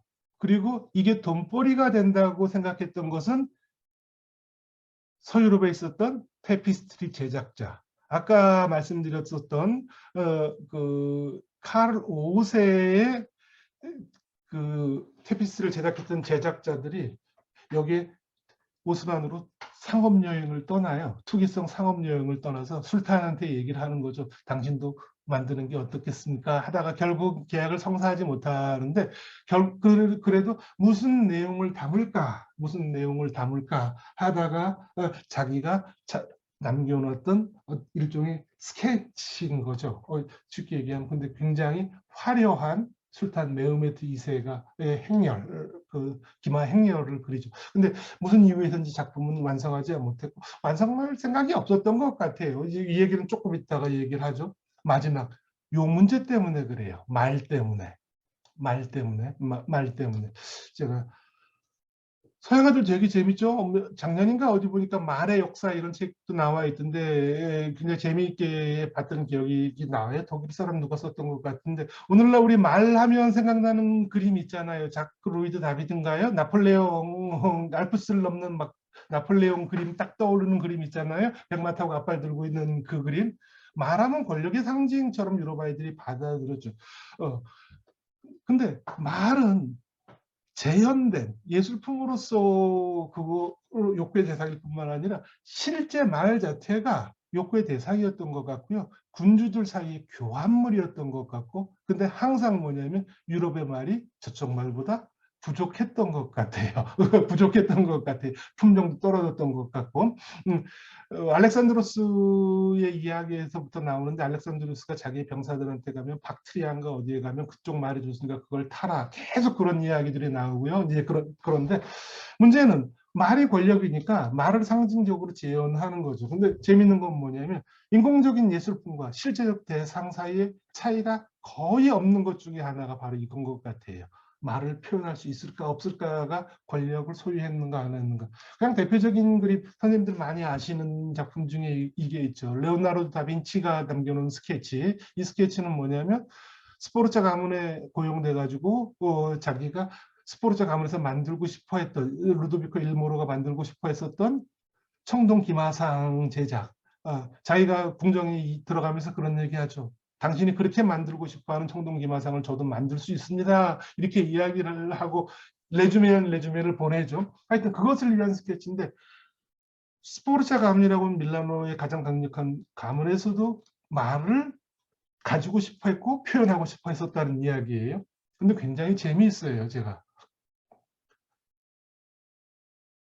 권력을 가지고 있지 못한 사람이 말을 함부로 표현하면 큰 문제가 생겨나요. 이게 15세기 초에 우첼로라고 하는 피렌체 화가가 그린 그림인데 존 호크우드라고 하는 용병 기마대장이거든요. 14세기 말에 굉장히 유명했고 나중에 피렌체를 위해서 유명했었던 용병 기사인데 이 사람 같은 경우는 동상을 만들 생각을 하지 않아요. 그랬다가 피렌체인들이 가만 있지 않을 거예요. 저 권력을 그러다 보니 이 사람은 걸개 그림으로 그리는 거죠. 그다음에 죄송합니다. 이거 약간 크게 할까요? 제가 좋아하는 화가 중에 하나인 만테냐라고 하는 안드레아 만테냐라고 하는 화가가 곤차가 가문의 궁정에 만토바에 있었던 궁정인 벽화예요. 여기에 보면 곤차가 가문의 그림을 그리는데 가문의 모든 힘들이 다 나타나요. 다른 면에 보면 궁정의 모습이 나타나고요. 여기에 보면 이 가문에서 배출했던 유명한 사람들이 나타나는데 그 중에 하나가 자기들이 키운 말들, 개들 뭐 이런 것들이 있는데 말이 힘의 상징인데 이건 말을 돌보는 사람들일 거예요. 이들을 태우지 않아요. 쉽게 얘기하면 말이 권력의 대상인데 말에 함부로 탈 수 없다는 이제 그런 거죠. 이게 굉장히 재미있는 거죠. 자, 이러다 보니까 말을 실제로 보면 이 만토바라고 제가 말씀드렸는데 만토바 궁정은 유럽 세계에서 굉장히 똘똘하고 쫄쫄하고 힘을 어느 정도 유지했던 이유 중에 하나가 뭐냐면 오스만과의 사례에서 말거래를 엄청나게 했어요. 오스만 술탄한테 사람을 보내서 말도 수입해오고요. 그 말을 가지고 유럽 궁정에 선물도 보내고 근데 이게 굉장히 컸다는 거죠. 아무튼 이런 권력의 모습 때문에 말을 그리기 시작을 하는데 굉장히 재미있는 것 중에 하나가 또 우리가 비교하는 거 프랑스와 1세의 그림이고 하나는 카를 5세의 그림인데 프랑스와 1세 솔직히 이 그림을 그릴 때 굉장히 노년이었거든요. 노년이었는데 아주 젊은 모습으로 그리죠. 노년의 군지에게 어울리지 않는 그림으로 그리는데 여기 보면 칼 5세 같은 경우에는 이 모습 자체가 그러니까 실제 전장에서의 자기 모습 그대로라는 거예요. 이 그림이 티치아노가 그렸는데 뮬베르크 전투에서의 칼을 5세 이렇게 얘기했는데 뮬베르크 전투라는 게 솔직히 그렇게 큰 전투는 아니고요. 신로마 제국의 황제니까 칼을 가톨릭의 보호자를 자처하는 사람에게 프로테스탄트들하고 싸운 전투였거든요. 근데 두 가지가 딱 느껴지는데 뭐냐면 당시에 이 그림을 보고 느꼈던 사람들이 글을 읽고 그다음에 작품을 했던 사람들이 얘기하는 게 의도적으로 밀베르크 전투의 모습에서 카이사르를 차용을 했다 이렇게 이야기를 하고요. 카이사르를 차용했을 땐 카이사르의 도화죠. 루비콘강 도화죠. 그것을 차용했다고 이야기를 하고요. 그러면서 당시의 사람들이 빗대어서 글을 썼다는 이야기예요. 이건 루비콘강하고는 관계없는 이야기지만 우리가 알고 있는 이야기 있잖아요. 그 카이사르 하면 유명한 이야기 완노라 보안노라 이겼노라라고 하는 이 문구들을 당대 사람들이 이 그림하고 같이 썼다는데 그때는 어떻게 썼냐면 완노라 보안노라 신이 이겼노라 가톨릭의 보호자였다는 거예요. 근데 굉장히 재미있는 것 중에 하나가 뭐냐면 이 말 자체가 지금 제가 자세히 보여드릴 수가 없어서 그런데 이 말이 안달루시아산 말이거든요. 유럽인들이 가장 선호했던 말. 근데 이 안달루시아산 말이 뭐냐면 아라비아 혈통의 말이 스페인으로 넘어와서 스페인과 교배돼서 됐던 말이고요. 지금도 굉장히 유명한 그림. 제가 자세하게 말씀드리지 않는다고 이렇게 못 드린 이유가 당시 만토바에 있었던 어떤 스케치한 화가가 말에 대한 앨범 목록을 쫙 남겨놨거든요. 거기에 보면 스페인 말, 안달루시아 말, 어디 말이 굉장히 좋고 어디에 형용됐고 근데 이 말은 완전히 그 말이었다는 거죠. 강력한 말이었다는 거예요. 혼란스러워요. 이게 바로 이제 아까 그 사람이 그린 앨범 중에 남아있는 하나의 말인데 굉장히 좋은 말이라고 이야기를 하면서 했던 게 트루초 이렇게 써 있어요. 아마 터키 말인 것 같아요. 터키 말이었던 것 같고요. 굉장히 좋은 말이었다. 이렇게 얘기를 하는데 이 말을 그리면서부터 지금 혼혈이 생겨났잖아요. 혼종이 생겨났잖아요. 제가 안달루시아 말이라고 하는 게 유럽인들이 지금도 좋아하는 말 중에 하나인데 경주말에서도 좋아하는 말 중에 하나인데 이 말이 원래 스페인 말과 결합됐다고 말씀드렸는데 이것이 바로 17세기인가 18세기에 나오는데 점점 헷갈리기 시작을 해요. 혼혈이 강하다는 건 알겠는데 혼혈하게 되면 우리 피가 오염되는 거 아니냐, 유럽의 순수성은 어디 가느냐, 이게 16세기 말 17세기 되면 혼란이 오기 시작을 하는 그런 모습들은 보여요. 자, 동양의 현재가 잠깐만 볼까요? 뭐 여기까지만 봐도 크게 문제될 것 같지 않은데 도입부에 있는 그림을 가지고 왔어요. 제가 가지고 왔는데 1455년경에 그린 그림인데 피에로 델라 프란체스카라고 하는 사람이 그린 예수의 책형이라고 하는 그림. 굉장히 재미있는 그림이에요. 그림이 탁이 양분돼요. 하나는 현대고 하나는 예수의 책형이니까 예수가 채찍질을 맞는 그림이거든요. 이 그림을 어떻게 해석해야 될까 도상학적으로 잘 모르겠어요. 잘 모르겠는데 하나 확실한 거, 아까 이 모자 본 적이 있죠?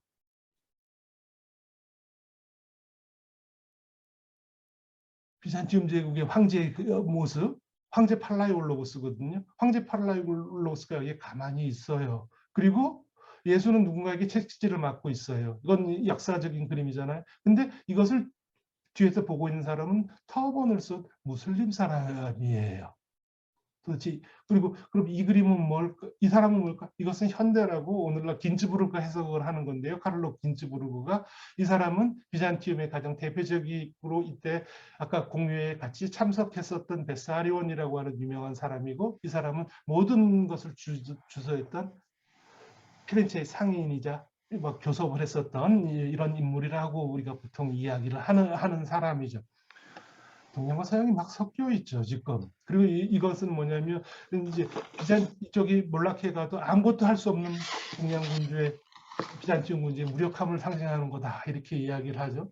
하나 아주 유명한 그림이죠. 할스 홀바인이 그린 대사들 덴트리라고 하는 프랑스 사람, 셀브라고 하는 프랑스 사람이죠. 이 그림 많이 알고 중에 제가 노래 많이 얘기하는 거 여기 보면 지구의 천구의 뭐 천문학적 지상의 문제가 뭐 그려져 있을 것이다. 다 좋아요. 이런 얘기. 제 눈에 들어오는 것 중에 하나가 요거죠. 또 터키식 카펫이 가운데 있고 여기에 두 주인공들이 발을 터키가 어딘가 지금 잠재해 있는 건데 그럼 이 작품의 배경이 뭐냐면 바로 이때 영국의 헨리 8세가 엠블린하고 결혼하기 위해서 캐더린하고 이혼하려고 지금 노력하고 있는 것이었고요. 프랑스는 이 편을 들어주고 싶어 했거든요. 그래서 이 영국에서 그린 그림이니까 왜 들어주고 싶었느냐? 칼을 대항하고 싶었던 거죠. 칼을 대항하고 싶었던 거예요. 두 세력이 힘을 합치고 싶었다는 이야기예요. 그러다 보니까 여기 보면 이 비밀 교섭의 흔적들이 딱 나타나는데 그러면 숨어있는 흔적이 하나 있는 거죠. 칼의 흔적이. 요거 저는 이 책을 보면서 여기를 처음으로 눈여겨봤어요. 이 그림을. 커튼 구석에 커튼 더 이상 확대가 안 되는데 아주 희미하게 반 정도 십자가가 걸려 있어요. 예수가 걸려 있는. 이제 뭐 그렇게 이야기를 하는 거죠. 마지막 딱 하나만 할게요. 죄송합니다. 2분만 더 요거만 얘기를 할게요. 제가 다빈치 얘기로 다시 가는 게 우리 구지훈 선생님은 저하고 의견을 반대하는 것 중에 하나죠. 제가 알기로 레오나르도 다빈치의 인생 행로 이렇게 보면 1484년부터 86년까지 한 3년에서 3년 반 정도의 전기적인 기록이 전무해요. 없어요. 어디에서 흔적을 찾을 수가 없어요.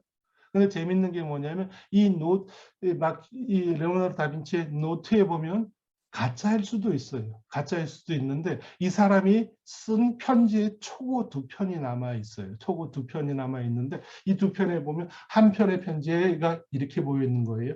바빌론의 술탄의 대리인인 시리아의 디오다리오에게 보낸 편지하면서 당신이 시킨 어떤 일들을 지금 제가 하고 있습니다. 뭐 하는 이런 편지를 보낸 게 있어요.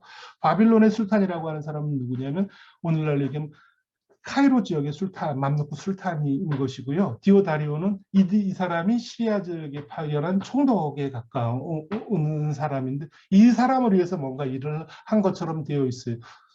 허구일 수도 있어요. 근데 제가 관심 갖고 보는 것은 이 3.5년에서 4년 사이의 기록이 비어 있는데 이때 이야기에 보면 레오나르도 다빈치가 그 지역에 대해서 너무나 잘 알고 거기에 대해서 뭔가 일을 한 것처럼 보인다는 이야기예요. 그러면 뭔가 다빈치는 그냥 서양적인 사람이 아니다 이렇게 생각이 들고요. 또 하나는 말씀드렸듯이 이거는 남아있는 확실한 유럽적인 기록이니까요. 레오나르도 다빈치는 우리가 알고 있는 것처럼 외에 또 재밌는 건 연출 기획사로 끝내줬어요. 거기로 유명했었는데 궁정에서 연출을 하나 했었는데 스포르차 궁에서 여기서 대스타가 되는데 이 사람이 남긴 기록이 아니고 당시에 이 기록 거기에 같이 있었던 이 연극의 대본을 썼던 벨린초네라고 하는 사람이 보면 여기 보면 무도회가 열렸는데 무도회는 가장행렬 그리고 투르크식의 기마행렬로 시작됐다.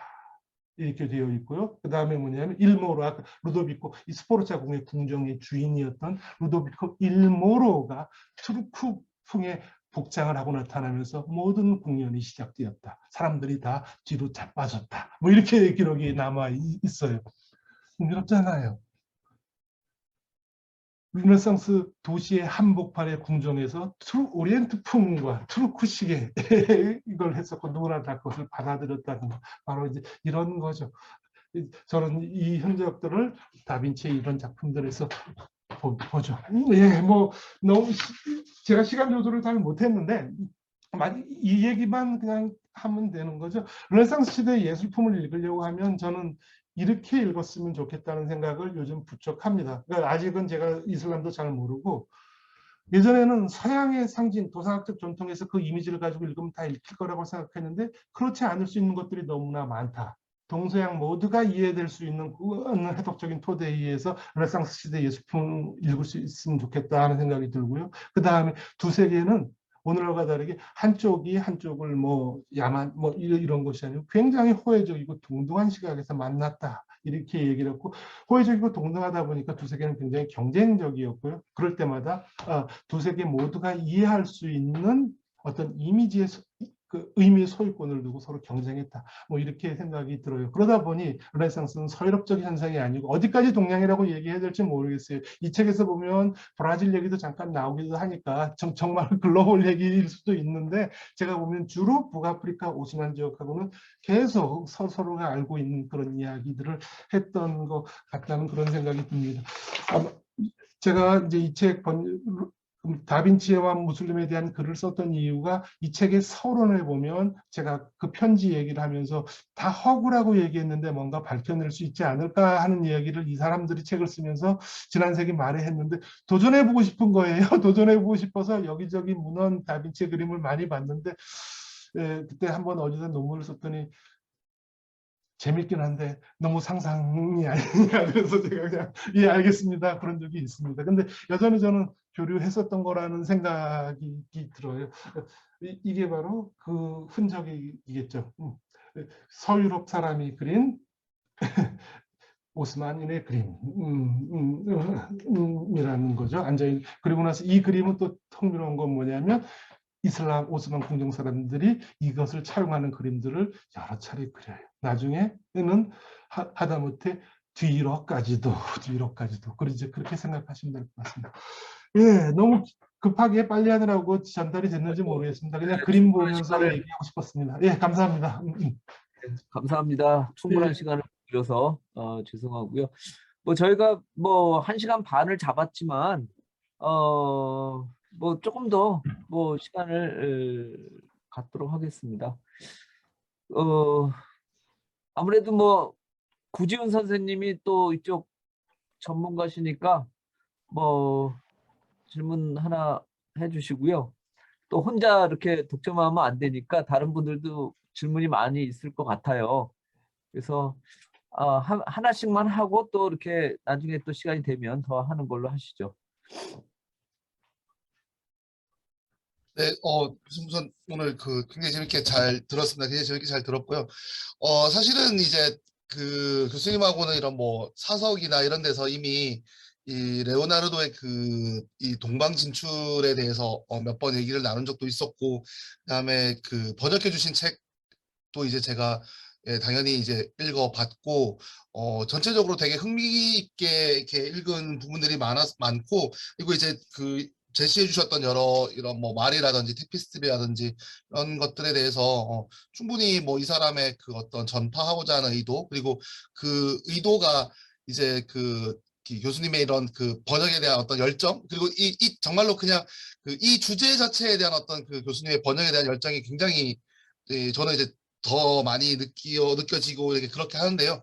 그래서 제가 얼마 전에 뭐 되게 그 제가 쓴 그 레오나르도에 관련된 논문에서도 이제 레오나르도의 어떤 이 그 동방에 관련된 얘기를 잠깐 언급하면서 교수님의 논문에 대한 코멘트도 몇 번 했었습니다만 그 이걸 계속 하면서도 말씀을 드렸습니다. 저는 사실은 그다지는 아니 물론 이제 어떤 이 동방 특히 이슬람 지금 이 책의 거의 대부분의 어떤 그 주력은 이슬람과의 어떤 교역에 상당히 포커스가 많이 맞춰져 있는 건 사실이거든요.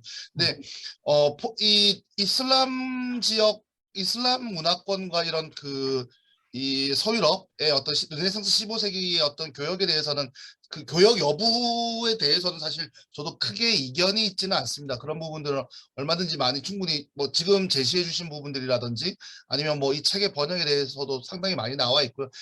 저는 개인적으로는 물론 이제 이 시기에 동방 이슬람과 이 서유럽의 어떤 교역의 여부 자체를 부정하는 것은 아닌데 지금 이제 이 책을 쓴 제리 브로턴이나 리사 자딘 같은 사람들이 그 제시하고 있는 근거 자체가 개인적으로는 좀 이 선후가 바뀌어 있지 않나라는 생각이 저는 조금 들어요. 그러니까 이러한 증거들을 모아서 이게 글로벌 르네상스라고 하는 과정으로 결론으로 이어져야 되는데 약간 이 두 사람 같은 경우에 글로벌 르네상스의 흔적 이슬람과 이 서유럽의 어떤 그 여러 미술품이라든지 예술품이라든지 이런 것들에 대한 교역이 분명히 있었다는 결론을 맞춰놓고 그러한 증거들을 찾아내려고 했던 것이 아닌가. 그러니까 앞뒤에 물론 서술 방식의 차이입니다만 그런 부분들에 있어서 조금 약간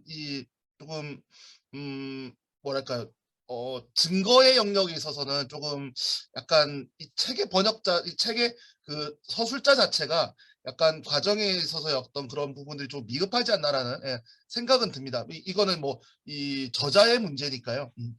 그리고 그 제시해 주신 여러 흔적들 같은 경우도 사실은 시간만 많으면 또 오히려 이게 만약에 실제 대면 학기였으면 이제 끝나고 이제 그 술자리에서 정말 많은 얘기를 나눌 얘기들인데 이제 뭐 다음에 그럴 기회가 있을 거라고 생각을 하고요. 그럼에도 불구하고 저는 이러한 그 르네상스가 글로벌 르네상스라는 것에 대해서 제가 몇 번 이렇게 썼던 논문들에서 얘기를 하지만 이것이 그 지금 교수님께서 말씀하셨던 것처럼 이슬람으로 대표되는 이쪽 그 동방 문화뿐만이 아니라 오히려 더욱더 그러니까 정말 공평하게 동방, 북유럽 뭐 그 외에도 정말 말 그대로 다양한 지역에서 고루고루 어떤 점유율을 가져가는 르네상스로 이게 포커스를 맞추는 것이 더 적절하다라는 생각이 저 개인적으로 있습니다. 제가 꾸준히 주장하는 바도 이탈리아 자체만큼이나 북유럽의 그 르네상스도 이 르네상스 최소한 미술사의 영역에서는 굉장히 중요한 부분이고 그래서 이러한 그 오히려 어떤 사료라든가 제가 문헌적으로 실제 어떤 이 역사 전공자의 관점에서는 제가 번역해 주신 이 책이 굉장히 소중한 그런 어떤 자료가 될 텐데 미술사적인 관점에서의 이런 부분들은 조금 더 이 내용을 뭐 확인하거나 아니면 좀 선후 관계라든가 이런 것들을 조금 명쾌히 할 필요는 있지 않나 하는 그런 생각은 사실은 이 책을 읽으면서 했습니다. 사실 이런 내용들은 이 책을 읽고 서평에 써야 되는 내용들인데 이제 그런 시간이나 이런 것들이 확보되지 못해서 좀 이렇게 직접 말씀드리게 된 것은 조금 아쉽긴 한데요. 그럼에도 불구하고 대단히 흥미있는 주제였고 이런 그 르네상스가 서유럽에 제한되지 않아야 한다는 말에는 전적으로 동의를 하는 바입니다.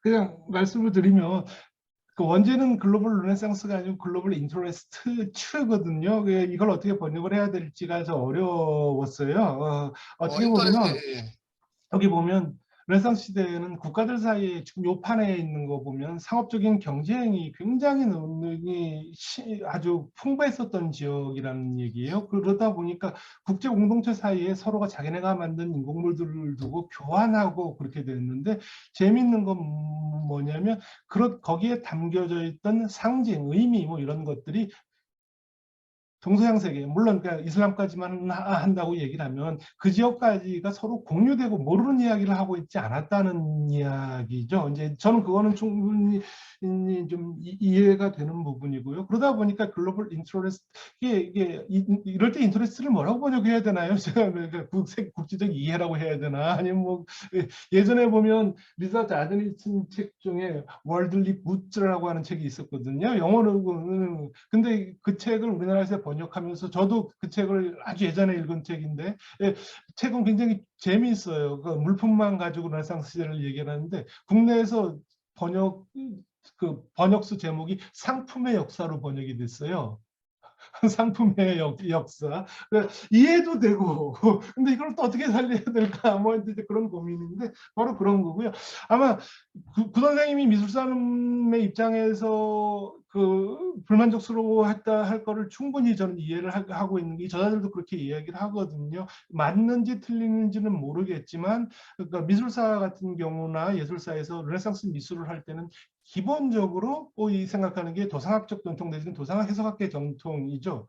어떤 상징, 어떤 부품, 이런 의미, 그런 것들이 어떤 의미를 가지고 있을까, 이제 이런 거거든요. 그리고 그것들을 조합하는 과정이라는 이야기예요. 그런 것들을 조합해서 하나의 스토리를 만드는 게 지금까지 미술사에서 특히 르네상스 시대 파로프스키로 대변되는 사람들의 그 전통이라는 거죠. 그랬을 때 어떤, 예를 들어 어떤 이미지가 가지고 있는 상징성, 그것의 의미, 이런 것들을 그 도상학적 전통에 입각하면 그것은 전부 뭐냐면 오로지 서유럽의 전통으로만 해석을 해왔다는 이야기예요.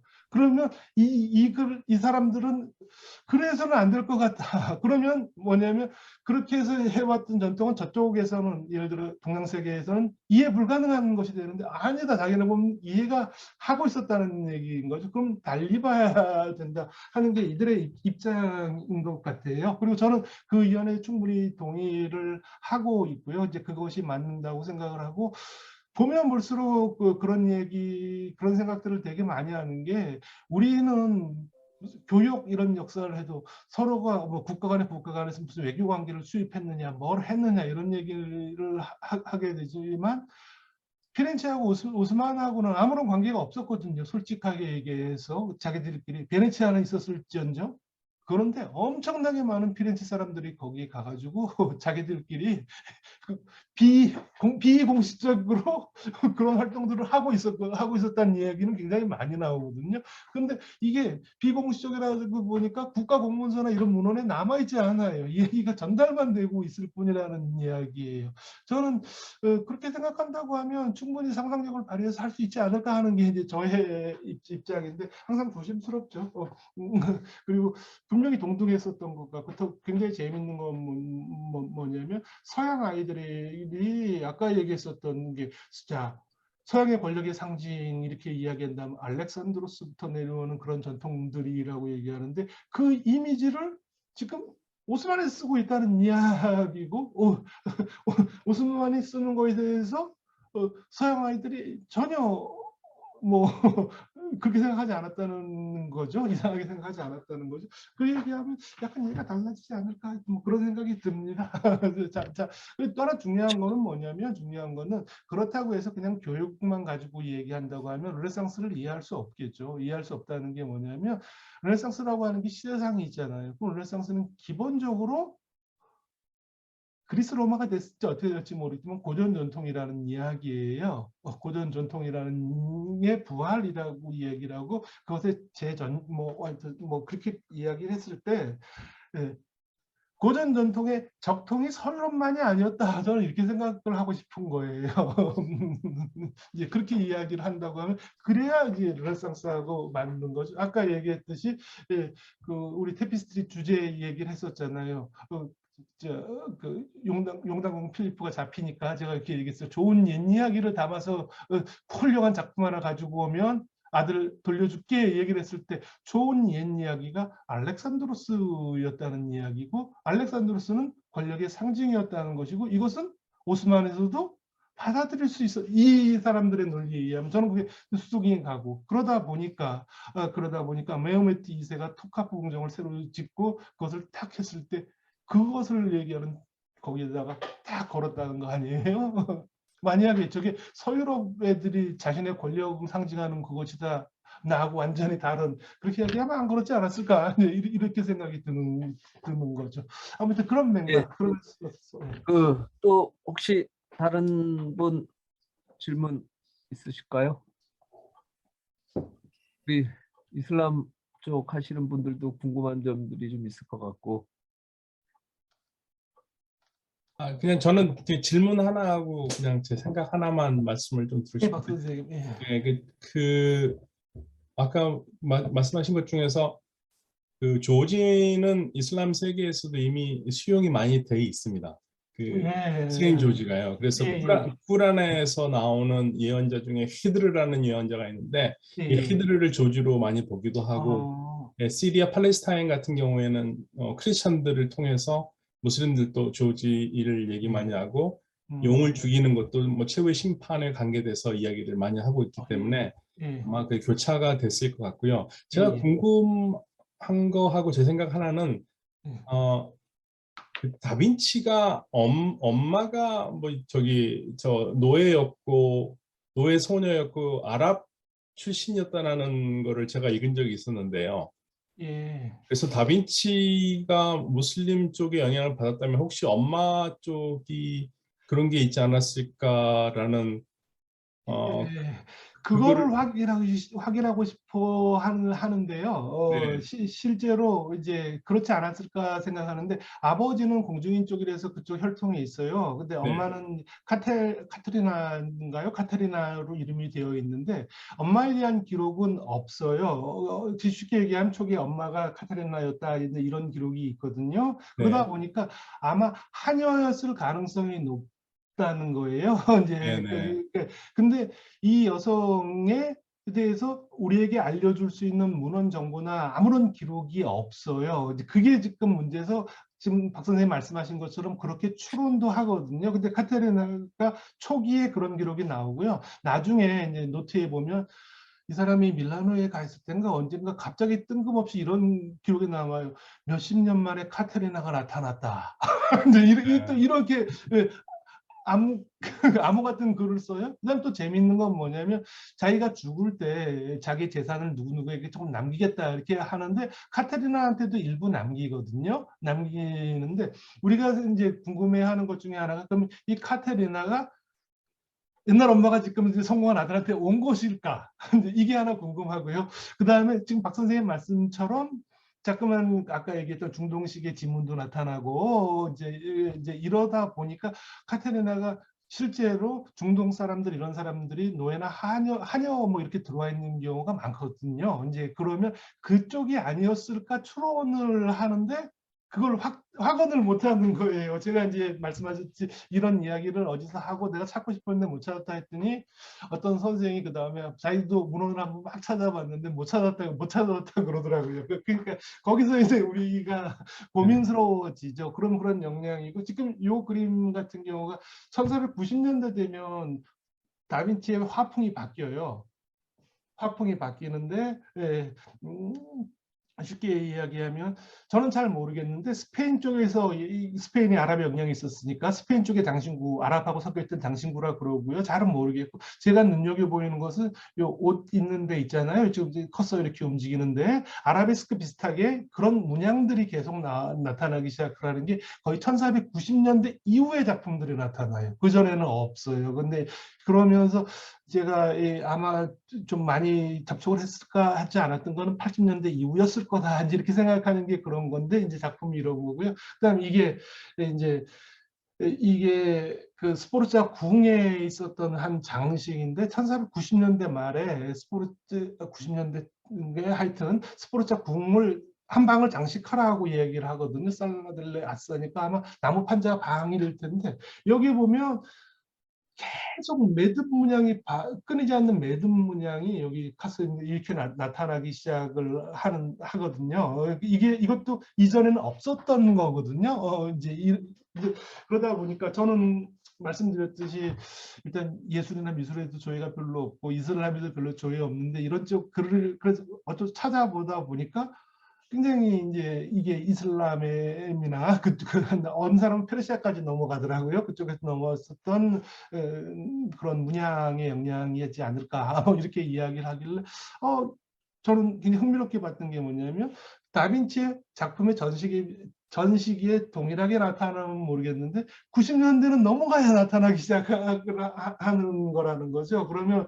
분명히 이 사람이 뭔가 있었고 뭐 가든 안 가든 접촉은 굉장히 많이 많아졌던 것 같고 그래서 많이 알게 되었을 것 같다 하는 게 이제 저의 생각인 것이고 다빈치가 그렇게 상징하는 부분이 이제 그런 거고 아까 성 조지 얘기는 나중에 선생님 개인적으로 뵐 일 있으면 이 얘기를 좀 듣고 싶어요. 저 되게 궁금하더라고요. 그쪽에 그게 어떻게 되어 있었는지.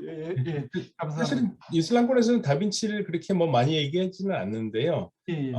다빈치가 남긴 그 과학 작품 같은 거 이런 거 스케치하는 게 예. 예를 들면은 기계 같은 거 보면은 12세기 이미 무슬림 세계에서 발표된 것들을 사용한 것들이 있어서 그런 것들은 흥미있게 좀 보는 것 같습니다. 근데 그림 얘기는 좀 처음 알았습니다. 네, 감사합니다.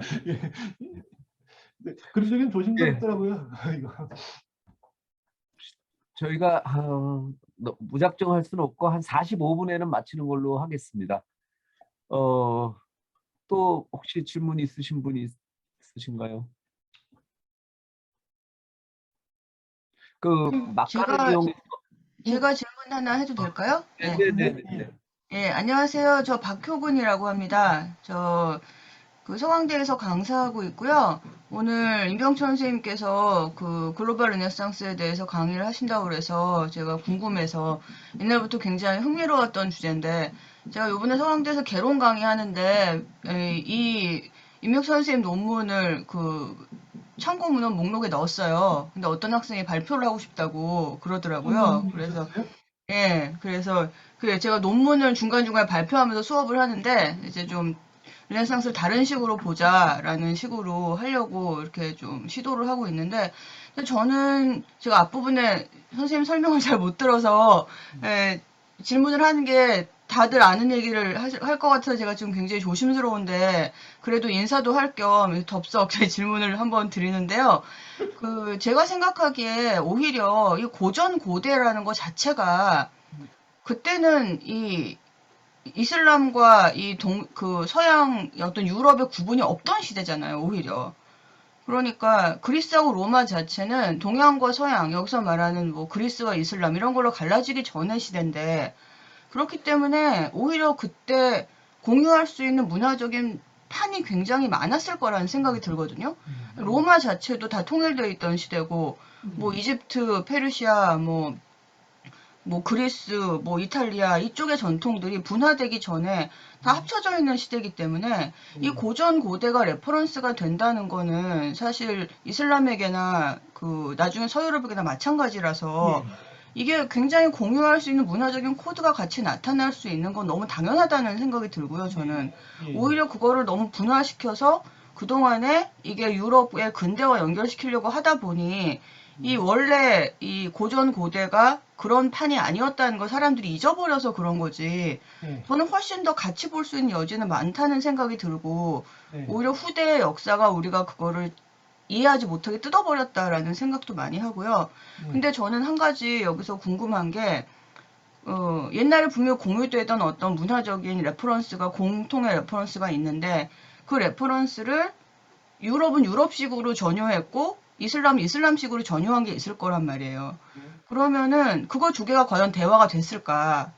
그 부분이 오히려 저는 좀 궁금하다는 생각이 들어서 이렇게 이슬람에서는 이슬람식대로 또 고대를 보고 유럽에서는 유럽식대로 고대를 봤기 때문에 분명 같은 레퍼런스지만 다르게 봤을 여지가 있을 거고 그래서 아까 선생님께서 맨 마지막에 어떤 예술품을 볼 때 공통의 그 토대를 가지고 볼 수 있다고 하셨는데 저는 오히려 그 부분이 좀 과연 가능할까? 이게 공통의 레퍼런스가 있지만 다르게 해석을 해온 역사가 있기 때문에 그게 조금 궁금하다는 생각을 좀 한번 해봤습니다. 예. 예, 제가 앞부분을 못 듣고 불쑥 질문을 드려서 죄송합니다. 아니요.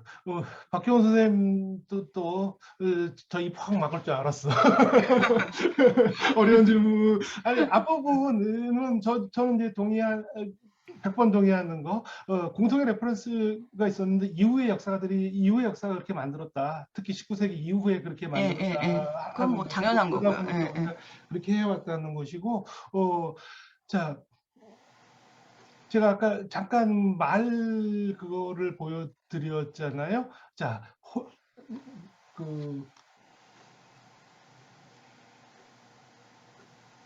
이제 이거 보여드렸었잖아요. 자, 이게 어떻게 됐는지는 아직은 잘 모르겠어요. 잘 모르겠는데 분명히 이 아이들 이때 같은 경우에는 두 세계가 자기가 서로 섞이고 있었다는 걸 다 알았다는 거예요. 알고 있었고 그것에 대해 너무나 당연하게 받아들이지 못하는 것은 오늘날인 것이고 이제 그랬었다는 거예요. 그런데 어느 순간부터 그러면서 뭔가 찜찜한 거예요. 그러다 보니 우리가 보면 대개 16세기 초 15세기 말 이렇게 되면 혼합과 오염의 개념이 같이 뒤섞이기 이제 시작을 하는 거죠. 이제 불안해요. 이게 처음에는 혼합이 괜찮은 거였었는데 어느 순간 갑자기 오염된다는 거예요. 지금 이게 다 그 더러운 게 돼버렸죠. 교배된 말인데 교배된 말은 뭐냐면 유럽인이 아닌 이제 흑인이라고 얘기해야 되나요? 하여튼 이제 그런 식의 이미지가 만들어지는 건데 아무튼 전유하는 과정이 어디서 분기됐겠죠. 어떻게 분기가 됐는데 저는 아직은 잘 모르겠어요. 그건 솔직하게 잘 모르겠고 근데 중요하게 제가 생각하는 것은 15세기, 16세기 같은 경우에는 경쟁적으로 이해 가능한 것을 자기가 전유하려고 했었던 시기고 상대도 그러려고 하는 걸 알았던 시기지 너와 나는 이렇게 다르게 한다 뭐 그런 것은 아니지 않았을까 하는 추론만 해봐요. 그냥 그 정도 이상의 답을 말씀을 드리기가 좀 그렇네요. 재미있죠. 죄송합니다. 아까 말씀드렸던 앙코나의 치리아코라고 하는 사람이 있었잖아요. 치리아코 같은 사람은 술탄의 궁정에 가서 술탄하고 막 이야기를 하고 막 그렇거든요. 막 이야기를 해요. 그러고 나서 유럽으로 돌아와요. 이 사람이 쓴 많은 글은 유럽에서 제가 예전에 어떤 책에도 한 챕터를 그 사람에 대해서 썼는데 그 책에 보면 이 친구가 분명히 거기 가서는 여러 술탄의 궁정에서 술탄들하고 같이 얘기하고 그 술탄들이 또 이 친구를 알아보고 뭐냐면 기독교도임에도 불구하고 오스만 안에서 자유통행할 수 있게 뭐 통행증 줘요. 가서 다 보고 와라 이런 이제 막 이렇게 하는데 이 친구 들어와갖고 교황하고 만날 때 또 야만인이라 그러죠. 뒤에 그 사람들. 그러다 보니 그런 식의 이제 혼란이 있었던 건 뭐 사실인데. 그래도 서로가 서로를 다 알고 있었던 건 확실하다는 생각이 들죠. 근데 제가 이 책을 대학원생들하고 한번 읽었거든요. 대학원생들이 그랬더니 그런 얘기를 하더라고요. 너무 왜 그러면 좀 말 동사는 왜 안 만들었어요? 막 이런 질문을 하길래 제가 말은 나 이렇게 얘기를 할 수 있을 거죠. 말이 없으니까 재현된 것을 가지고 싶어 했었지만 오스만의 술탄은 아니라 널려 있었다 말들이 유럽 아이들이 술탄의 궁정 가서 가장 놀랬던 게 어떻게 저런 좋은 말들이 저기에 저렇게 있느냐 이제 그런 이야기들을 했다는 거죠. 그러니까 재현된 대상과 실제 사물 사이에가 거의 흐려지는 거죠. 그렇게 된다면 그게 다 권력이라고 얘기할 때 실제 사물이 갖고 있는 게 훨씬 더 권력의 상징이 될 수 있는 것이 모르겠어요.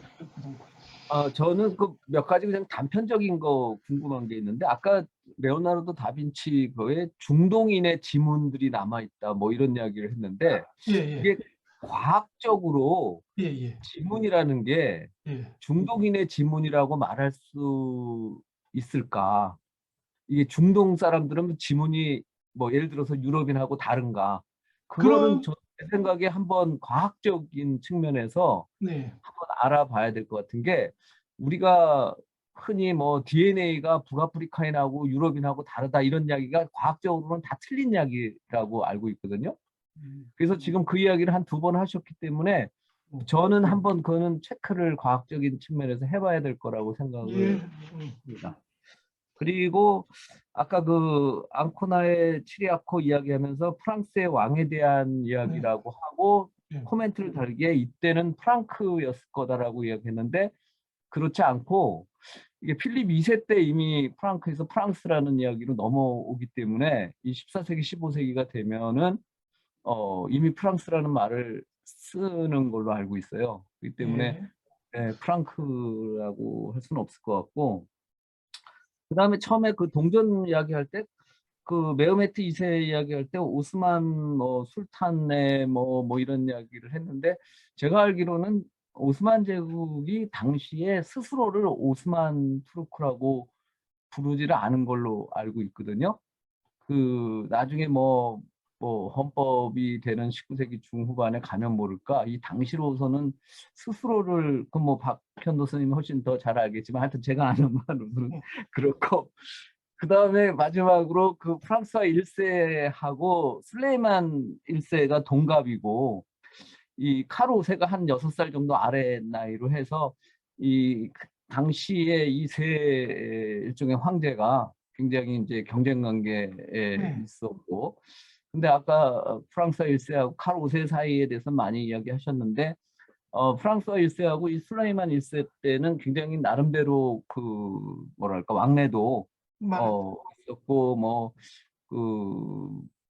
그런데 이 예술 작품이나 이런 쪽에서 슬레이만 1세와 관련된 것들은 별로 남아있는 그러니까 보여준 지금 도판이나 뭐 이런 거에는 거의 없어서 그것도 좀 메흐메트 2세랑 뭐 이쪽은 좀 보여주셨는데 오히려 이 같은 시대 때 있었던 뭐 이 슬레이만 1세나 이쪽에 대해서는 별로 없었는지 아니면 혹시 뭐 여건상 안 보여주신 건지 뭐 그런 것도 좀 저 그냥 제가 모르는 것도 많고요. 지문 같은 경우는 저도 정확하게 그게 유생명대학하고 몇 군데 대학에서 했던 거거든요. 2006년. 근데 그들의 연구 결과는 뭐냐면 지문의 문양이 이들이 주로 했던 게 뭐냐면 왼손 집게 손가락 쪽하고 나와 있는 쪽에 지문의 문양을 했대요. 그러니까 만약에 선생님 말씀대로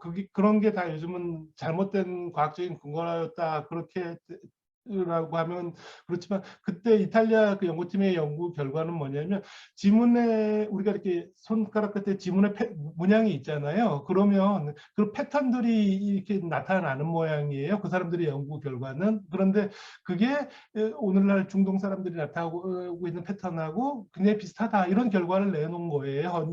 내놓은 거고 뭐 지문 이 유럽 사람 이 이탈리아나 이쪽하고 뭐 오스만이나 이 중동 쪽하고는 거의 뭐 그 이전부터 아까도 이야기했지만 같은 그리스 로마 시대에 왔다 갔다 하고 뭐 거의 차별이 없을 텐데 누구를 누구랑 누구의 지문이 달랐다는지 그게 굉장히 저는 비과학적인 설명이 아닐까 하는 생각이 개인적으로는 그건 확인해 그건 그쪽 연구팀을 다시 한번 의사 선생님 계신데 혹시 그런 거에 대해서 코멘트해 주실 수 있는지 그다음에 프랑크로 좀 확인을 해 볼게요. 근데 그 프랑스라는 지명이 나타난 건 알지만 제가 그렇게 말씀을 드렸던 이유가 그게 필립 2세 등장하기 이전에 다 그 예전 이야기들을 읽어달라고 했던 얘기라는 거거든요. 아까 그렇기 때문에 이제 그렇게 말씀을 드린 거고요. 오스만 그거는 박 선생님 오스만 사람들이 언제부터 자기들이 그렇게 불렀나요? 그거는 저도 아까 다시 그걸 확인해 볼 텐데. 오스만은 그냥 오스만 리에라고 부르죠. 오스만의 새끼들이라고 부르고요. 근데 국가 이름할 때 투르크라는 말을 쓰기 시작했으니까 그 전에는 투르크라는 말을 안 썼다고 보는 게 맞을 겁니다. 오스만 리에라고 부릅니다, 보통. 그러니까 국호로 오스만 예를 들든지 오스만 투르크라든지 이거는 19세기 중후반에 그렇죠. 네네. 그 헌법 그때 처음 뭐 나오는 이야기지 그 전에 오스만 스스로를 리에. 네. 오스만의 나라라든지 이런 거가 국호로 남아 있다는 건 아닌 것 같아요. 네, 오스만 리에라고만 불렀습니다. 오스만 리에. 그러니까 제가 아까 국호를 말씀드린 게 아니고 로마 같은 경우에는 로마인들의 이렇게 그냥 부르잖아요.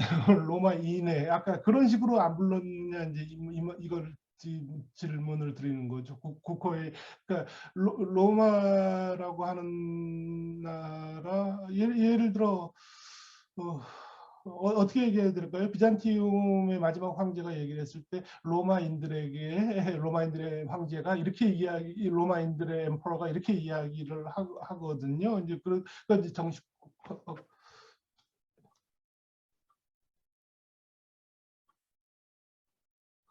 예. 뭐 제가 있었죠, 이 선생님? 45분까지 끝낸다고 해놓고 또 시간이 지나버렸습니다. 예. 또 뭐가 있었죠? 아, 예, 급하신 분들은 예, 지금 이진옥 선생님도 예, 나가셔야 된다 그러고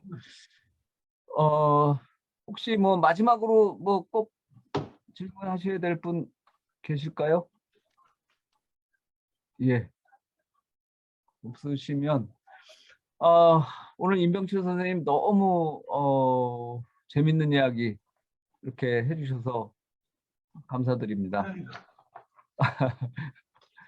예, 앞으로도 또 뭐 그 여러분들 관심 갖는 꼭 우리가 유로메나의 뭐 19세기, 20세기 현대만이 아니라 그 르네상스 혹은 그 이전도 같이 좀 이야기를 나눌 기회를 갖도록 그렇게 하겠습니다.